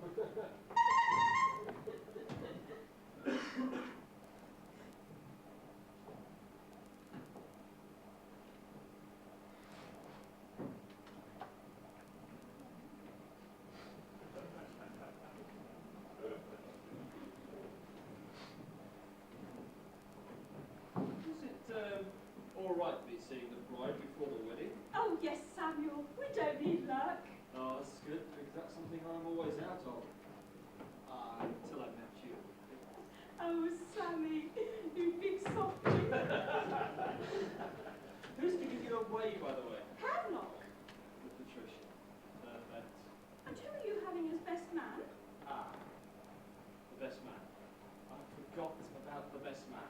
Well, go and find one then. You've got half an hour. But it's not as easy as that, is it? I mean, who do I ask? I mean, who? Fred, my old colleague. I need a best man. Right, sir. I'm just going to get Corporal Carrots. I saw him checking the rooftop. Known you for over 20 years, for God's sake. All you got to do is just stand there. And I can see you're good at that. Ah, there you are, Sergeant Colon. Is the Guard of Honour sorted out? I can't find Corporal Nobs, sir. Ah, yes. Will it matter if Corporal Nobs isn't present? Well, make the Guard of Honour that bit smarter, sir. Only I've sent him on a special mission. He shouldn't be long. Special mission? I can't find Lance Constable Cuddy. Ah, Cuddy's checking the Tower of Art. Or Lance Constable Angua either, sir. Yes, Sergeant. Did you know she was a werewolf? Well, Captain Vimes sort of hinted, sir. How did he do it? Well, he sort of said, French, she's a damn werewolf, and I don't like any more than you do. But Vetinari says we've got to take one of them as well, and a werewolf's better than a zombie or a vampire. That's what he hinted, sir. Right, well, let's just get through the rest of the day, shall we, Sergeant? Go and check the rest of the guard. Right, sir. Sorry about all this, sir. We really wanted all this to be a surprise. A surprise? What did you want to be a surprise? Who did you say you sent up to the Tower of Art? Cuddy, sir, but he won't be there yet. Is he wearing black? No, sir. Regulation uniform is all. Oh dear. That's our man right now. He's looking at us. But why doesn't he shoot? Because we're not the targets, are we? There's somebody far more important coming to this wedding. Oh, Vimes, Corporal Garrett, what a splendid day. We couldn't have asked for better weather. Look out, my lord! Yes, we believe you're going to be the killer's next victim. Look, he's up there in the Tower of Art. Shooting at me from the top of the Tower of Art? Don't be ridiculous, man. It's over 800 feet high. We couldn't hit a barn door.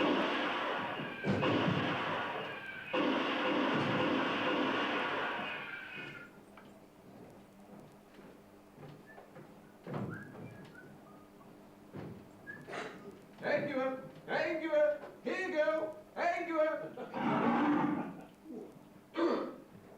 I knew I'd find you sooner or later. Look, I know you can rip a man's jugular out. Well, whatever that is. Oh, yeah, I remember now. Look, I can see you don't want to talk right now, and he hasn't sent me, you know. I'll come off my own back, like. He's a good lad, Carrot, but, well, he's got a bit to learn sort of thing. And you're a wolf and a human at the same time, right? Tricky that, I can see that. Bit of dichotomy sort of thing. Makes you got a lot of dogs, see, because that's what dogs are. Half wolf, half human, half wild animal, and half, well, sort of companion. And he can't run away from him, not really. He's your master, see? He wants you to come back. The thing is, if he finds you, that is, he'll have the upper hand. He'll speak and you'll have to obey. But if you goes back of your own free will, then it's your decision. Oh, I don't have to come in there and get you. Yeah, I really don't. Angua? He drew his sword. Oh, what did you expect? I mean, one minute the lad's on top of the world. He's even got a whole new interest in life. Something probably even better than going for long walks around this city. Well, if memory serves. But then he turns around and sees this bloody great wolf. Begging your pardon, no offence, men. I mean, you could have hinted it's that time of the month sort of thing. You can't blame him for being surprised, really. I can't go back, eh? Hey, what? He's been hurt. Hey, here. Here, wait for me. Oi! Oi!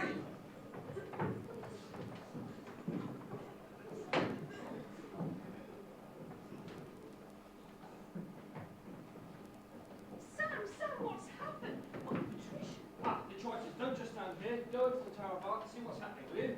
Hell's teeth, what's done this to his arm? No, that's the gone for you.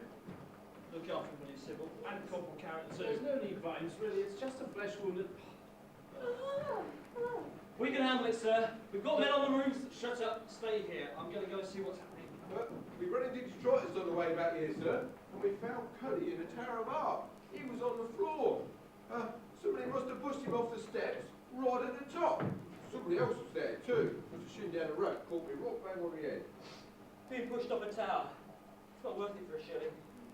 What's this? A strip of black cloth. Now assassins wear that. So do lots of other people. I mean, black's black. You're all right. The action of this would be far too premature. This will probably get me fired. Keep quiet. The assassins everywhere, on guard. You gave them that bloody gun to look after because you thought it'd be best to guard it. Never thought about giving it to the bloody guards, did you? Oh, we will chase Corporal Carrot. Chase who? Look, the guy came from down a rope, hit poor old Fred from behind, could trot round the corner, throw the gun over the wall. We don't know who we're looking for. I do. It's easy to run. We've done a lot of running around. But that's not how you hunt. You hunt by sitting still in the right place. Captain, I want Sergeant Colin to go out there and tell people we've caught the killer. But his name is Edward Diab. Say we've got him in custody. He's badly injured, but he's alive. But we haven't. I don't like telling lies, Captain, but, well, our man will have to go back through the sewers and into the warehouse to see if the body's gone. Anyway, it's not your problem anymore, sir, isn't it? Why not? You're retiring in less than an hour. Do it, Sergeant Colon. Corporal Carrot, I still run this watch. I still give the orders. Sorry, Captain. Yes, as long as you got that perfectly understood. Fred. Sir? Can't put the word with President with the Yes, sir. Detritus. Let's get the back to the watch house. What happened? Nobby. What happened to Cuddy, sir? Not now, Nobby. We've got no time. Look after Lady Sybil, will you? Yes, sir. So, look after the patrician and use this. And take care of yourself. Corporal Carrot, back to the sewers and wait, eh? What happened, my lord? Who are you? Corporal Nobs, sir. Do we employ you? Yes, sir. Ah, you're the dwarf, are you? No, that was the late Cuddy, sir. I'm a human being. You're not employed as the result of any special hiring procedures. How, sir? My word.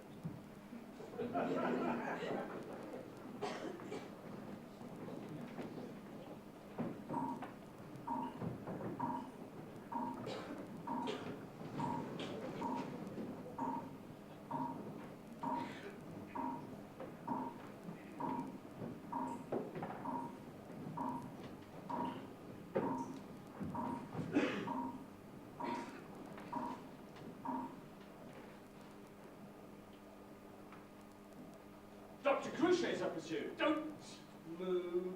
Corporal Carrot has a crossbow.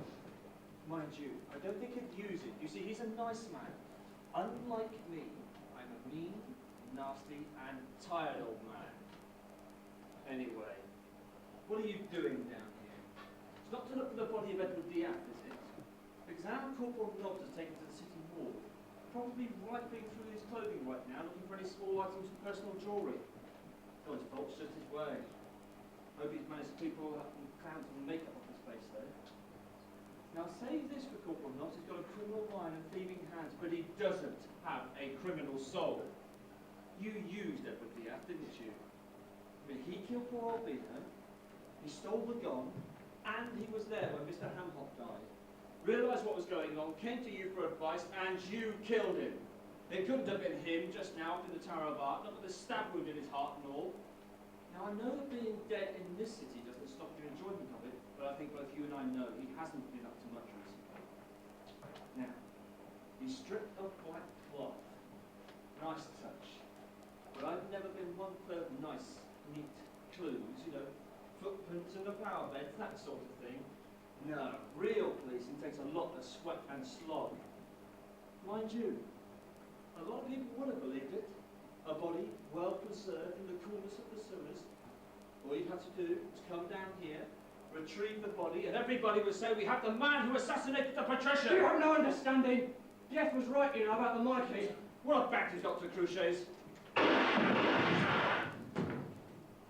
Stand up. Dr. Cruches, I arrest you for the murder of Beano the Clown, Bjom Hammerhock, Edward Diaz, and Lance Constable Cuddy of the Watch. Dear me, all those? Yes, I'm afraid you're right. Edward killed Brother Beano, the fool.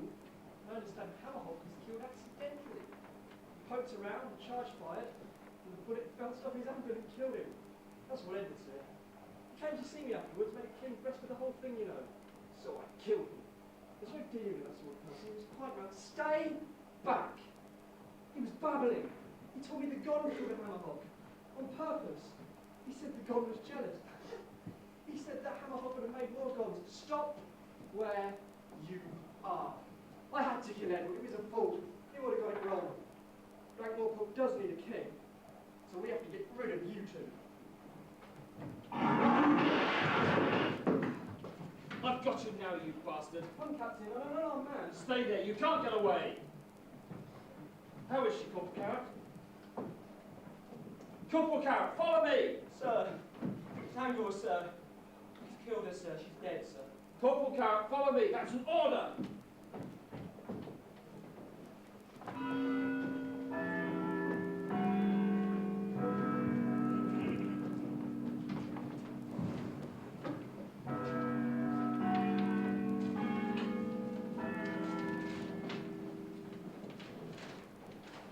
I've got you now, you bastard. You can't shoot me. I know the law and so do you. You're a guard. You can't shoot me in cold blood. Yes, I am a guard. When those clocks stop chiming, I'll be a guard, no more. Shoot him! Shoot him now! We'll play it by the rules.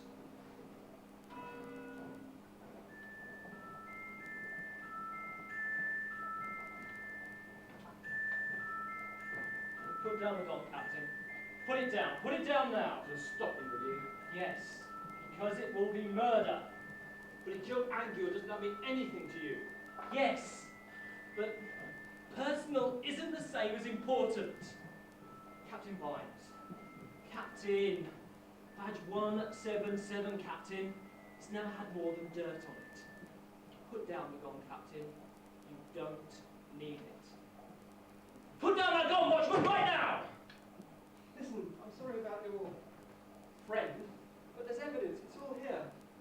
Sire, Edward was a fool. He didn't know what he found. I'm not interested. This city needs a king. It does not need murderers. There's evidence. All of it here, sire. Everything. Birthmarks, prophecies, genealogy. Even your sword. It's the sword. Really? May I see?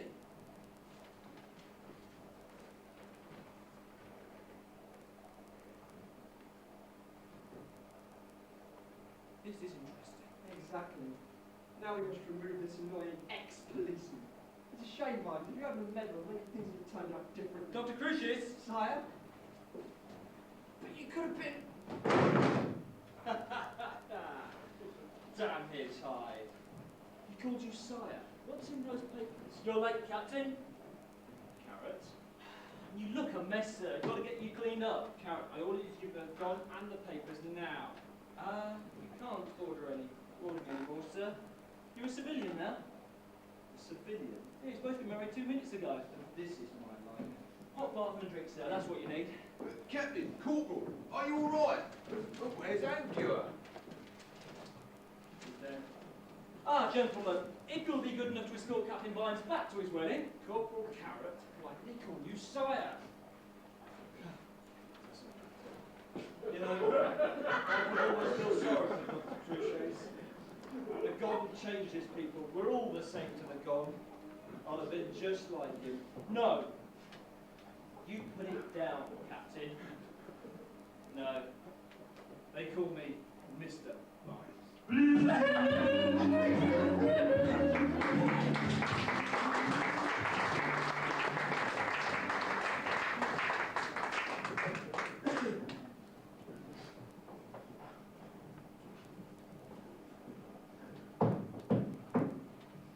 Come in, Corporal Carrot.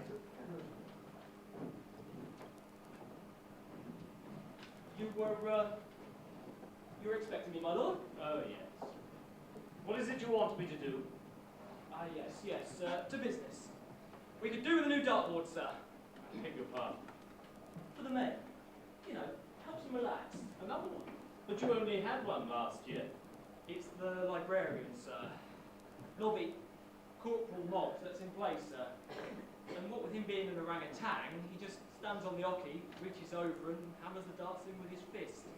Ruins the board, see? Very well. And?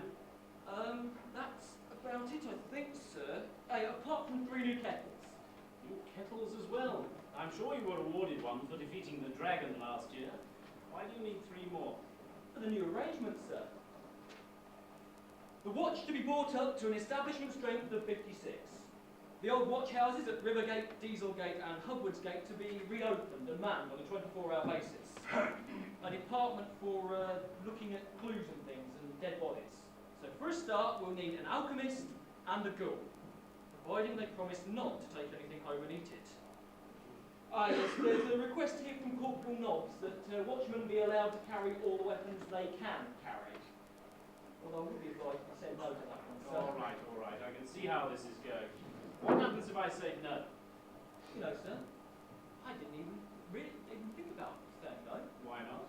Well, it's all the good of the city, sir. Do you know where the word policeman means? It means man of the polis. Yes, thank you, Corporal. I did know that. Well, it was bound to happen sooner or later, I suppose. Very well, I accede to all of your requests except the one involving Corporal Nobs. And you, I think, should be promoted to captain. Yes, I agree, sir. That would be a good thing for Act Mortal. But I will not command the watch, if that's what you mean. Why not? Because I could command the watch. Because people should do things because an officer tells them to. They shouldn't just do it because Corporal Carrot says so. Just because Corporal Carrot is good being obeyed. An interesting point. But there used to be a rank in the old days. Commander of the watch. I suggest Samuel Vimes. Commander of the watch. Yes, the job became rather unpopular after the last post holder beheaded Lorenzo the Kind. That man's name was Vimes too. An ancestor, I suppose. Oh yes, I looked it up, sir. Would he accept? Does a dragon explode in the woods, sir? Does it? All the time. Not the same dragon every time, of course. But you see, the trouble with Sam Vimes is that he upsets such a lot of important people. And a commander of the watch would have to mix in exalted circles, would have to dine with the nobility, attend guild functions, and... Oh, yes. Yes, I think I would like to see Vimes in that. I've taken the liberty, sir, of drafting up a letter to the cap, to Mr. Vimes, on your behalf, just to save the trouble. You think of everything, don't you? Is that the last of your your requests? Thank you, sir. I think that's all. Tell me, Captain, this business about there being an heir to the throne, what do you think about that? I don't think about it, sir. That's all sword in a stone nonsense. Real kings don't come out of nowhere waving a sword and putting everything right. Everyone knows that. But there was some talk of evidence. Nobody seems to know where it is, sir. I wondered if you might not have found it in your investigations. I must have put it down somewhere. I'm sure I couldn't say that. My word, I hope you put it somewhere safe. With the gong, perhaps. That seems to have vanished, too. I'm sure they're both well guarded, sir. Quite off the subject, of course. Constable Cuddy's funeral went well. Yes, sir. Buried in proper dwarvish tradition, sir. Ah, yes. They're generally buried with a weapon for use in the next world, I believe. I really couldn't say, sir. Very deep, is he? Yes, sir. In a good, solid coffin, sir. Good, good. But you know, perhaps the city really does need a king. Have you considered that? Like a fish needs a... something that doesn't work in the water, sir. But a king will be able to appeal to the emotions of his subjects, Captain, in much the same way that you seem to be able to do. Yes, but what will he do the next day? You can't treat people like puppets. No, sir. Captain Vimes always says that a man has got to know his own limitations. If there was a king, incognito, as it were, then the best thing he could do would be to get on with a decent day's work. But if there was a pressing need, then perhaps he'd think again. It's a bit like being a watchman, really, sir. When you need us, you really need us. And when you don't, well, best we just wander around the city shouting, "All's well!" Providing it is, of course. Well, I'll not keep you, Captain. Thank you, sir. I was sorry to hear about Lance Constable Angua. Thank you, my lord. Captain, you're a man interested in words. I just invite you to consider something that your predecessor never fully grasped. Sir? Well, you reminded me earlier that the word policeman means man of the city. Policeman. I wondered if you'd ever considered where the word politician comes from.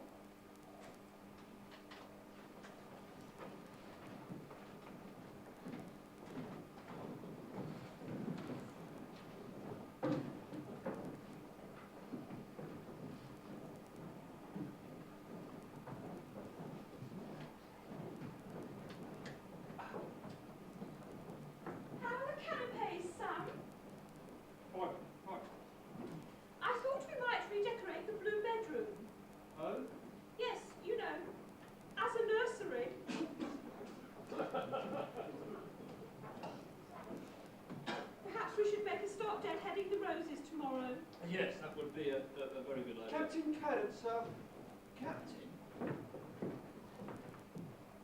It's all right, lads. You don't need to salute. I rather think I do, sir.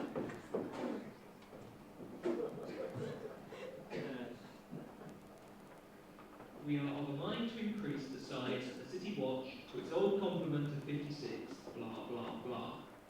We are also, pleased to introduce pensions for the widows and orphans of watchmen killed in the line of duty, feeling as you do that this is long overdue, blah, blah, blah. We consider that, this enlarged watch will need an experienced man in charge who, is held in esteem by all parts of the society and, we are convinced that you should fulfill this role full stop. You will therefore take up, your duties immediately as, Commander of the Ankh-Morpork City Watch, full stop. This post traditionally carries with it the rank of knight, which, we are minded to resurrect on this one occasion, full stop. Hoping this finds you in good health, yours faithfully, Havelock Vetinari, patrician, What the cook? Oh, Sammy! It's a knighthood! Oh, and not a moment too soon either! Oh, no. You know my feelings on nobility. Present company accepted, of course. Well, then it's time the general stock was improved. The patrician did say that no part of the package was negotiable. All or nothing. Or, Sir Samuel, or nothing. You've won, haven't you? Sir Samuel, I don't know what you mean. You can stop calling me Sir Samuel for a start, and you're to go up and tell the men they're calling you the miserable old bastard. Only this time they're to do it where I can't hear them. Yes, sir! You miserable old bastard, sir! Oh, but this is ridiculous, of course. We can't oversee this sort of thing. What do you mean, sir? Well, look what it says here about reopening the general gatehouse. What's the point in that? Keep a general gate guard, yes. But if you want to keep your finger on the pulse of things, you're going to need to open one halfway down Elm Street. That's near the Shades and the Docklands. Look, have you got a pen and paper? I'll show you what I mean.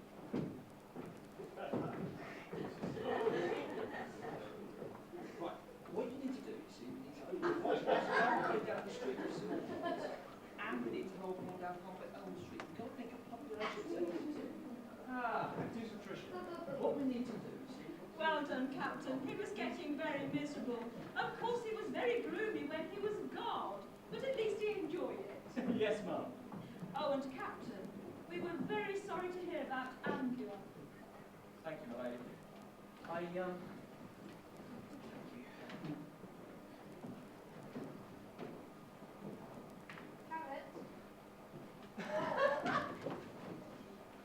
Oh, I wasn't sure. Then I thought, isn't it only silver that kills them? I just had to hope.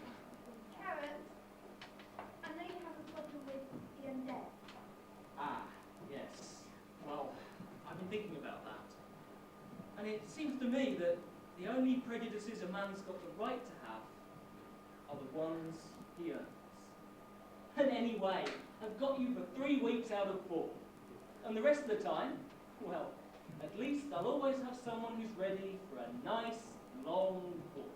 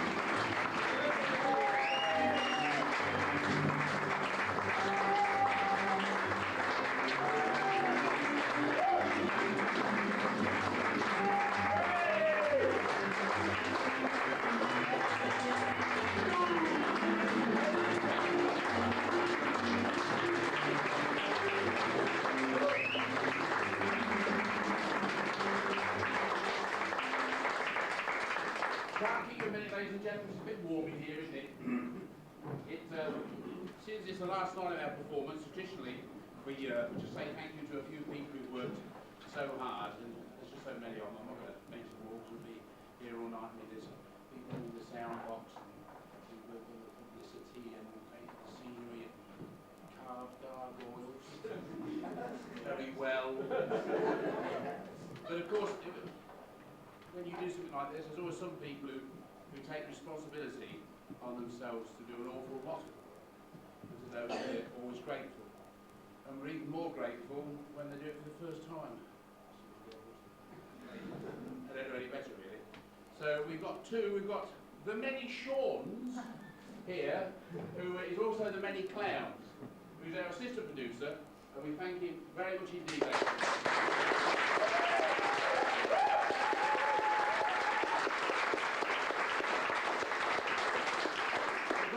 Our biggest fool is James Linford, who took on producing this lot. Well done, James.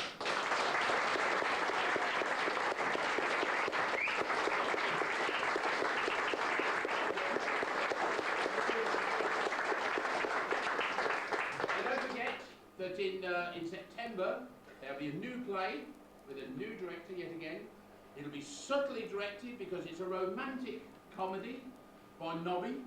I wrote it and he's going to direct it. I mean, it's got to be worth seeing. So hopefully we'll see you then. Good night. Does anybody want to know what the football results are? No. Well, I got a bloody clue anyway. Good night, ladies and gentlemen. Thank you very much for coming.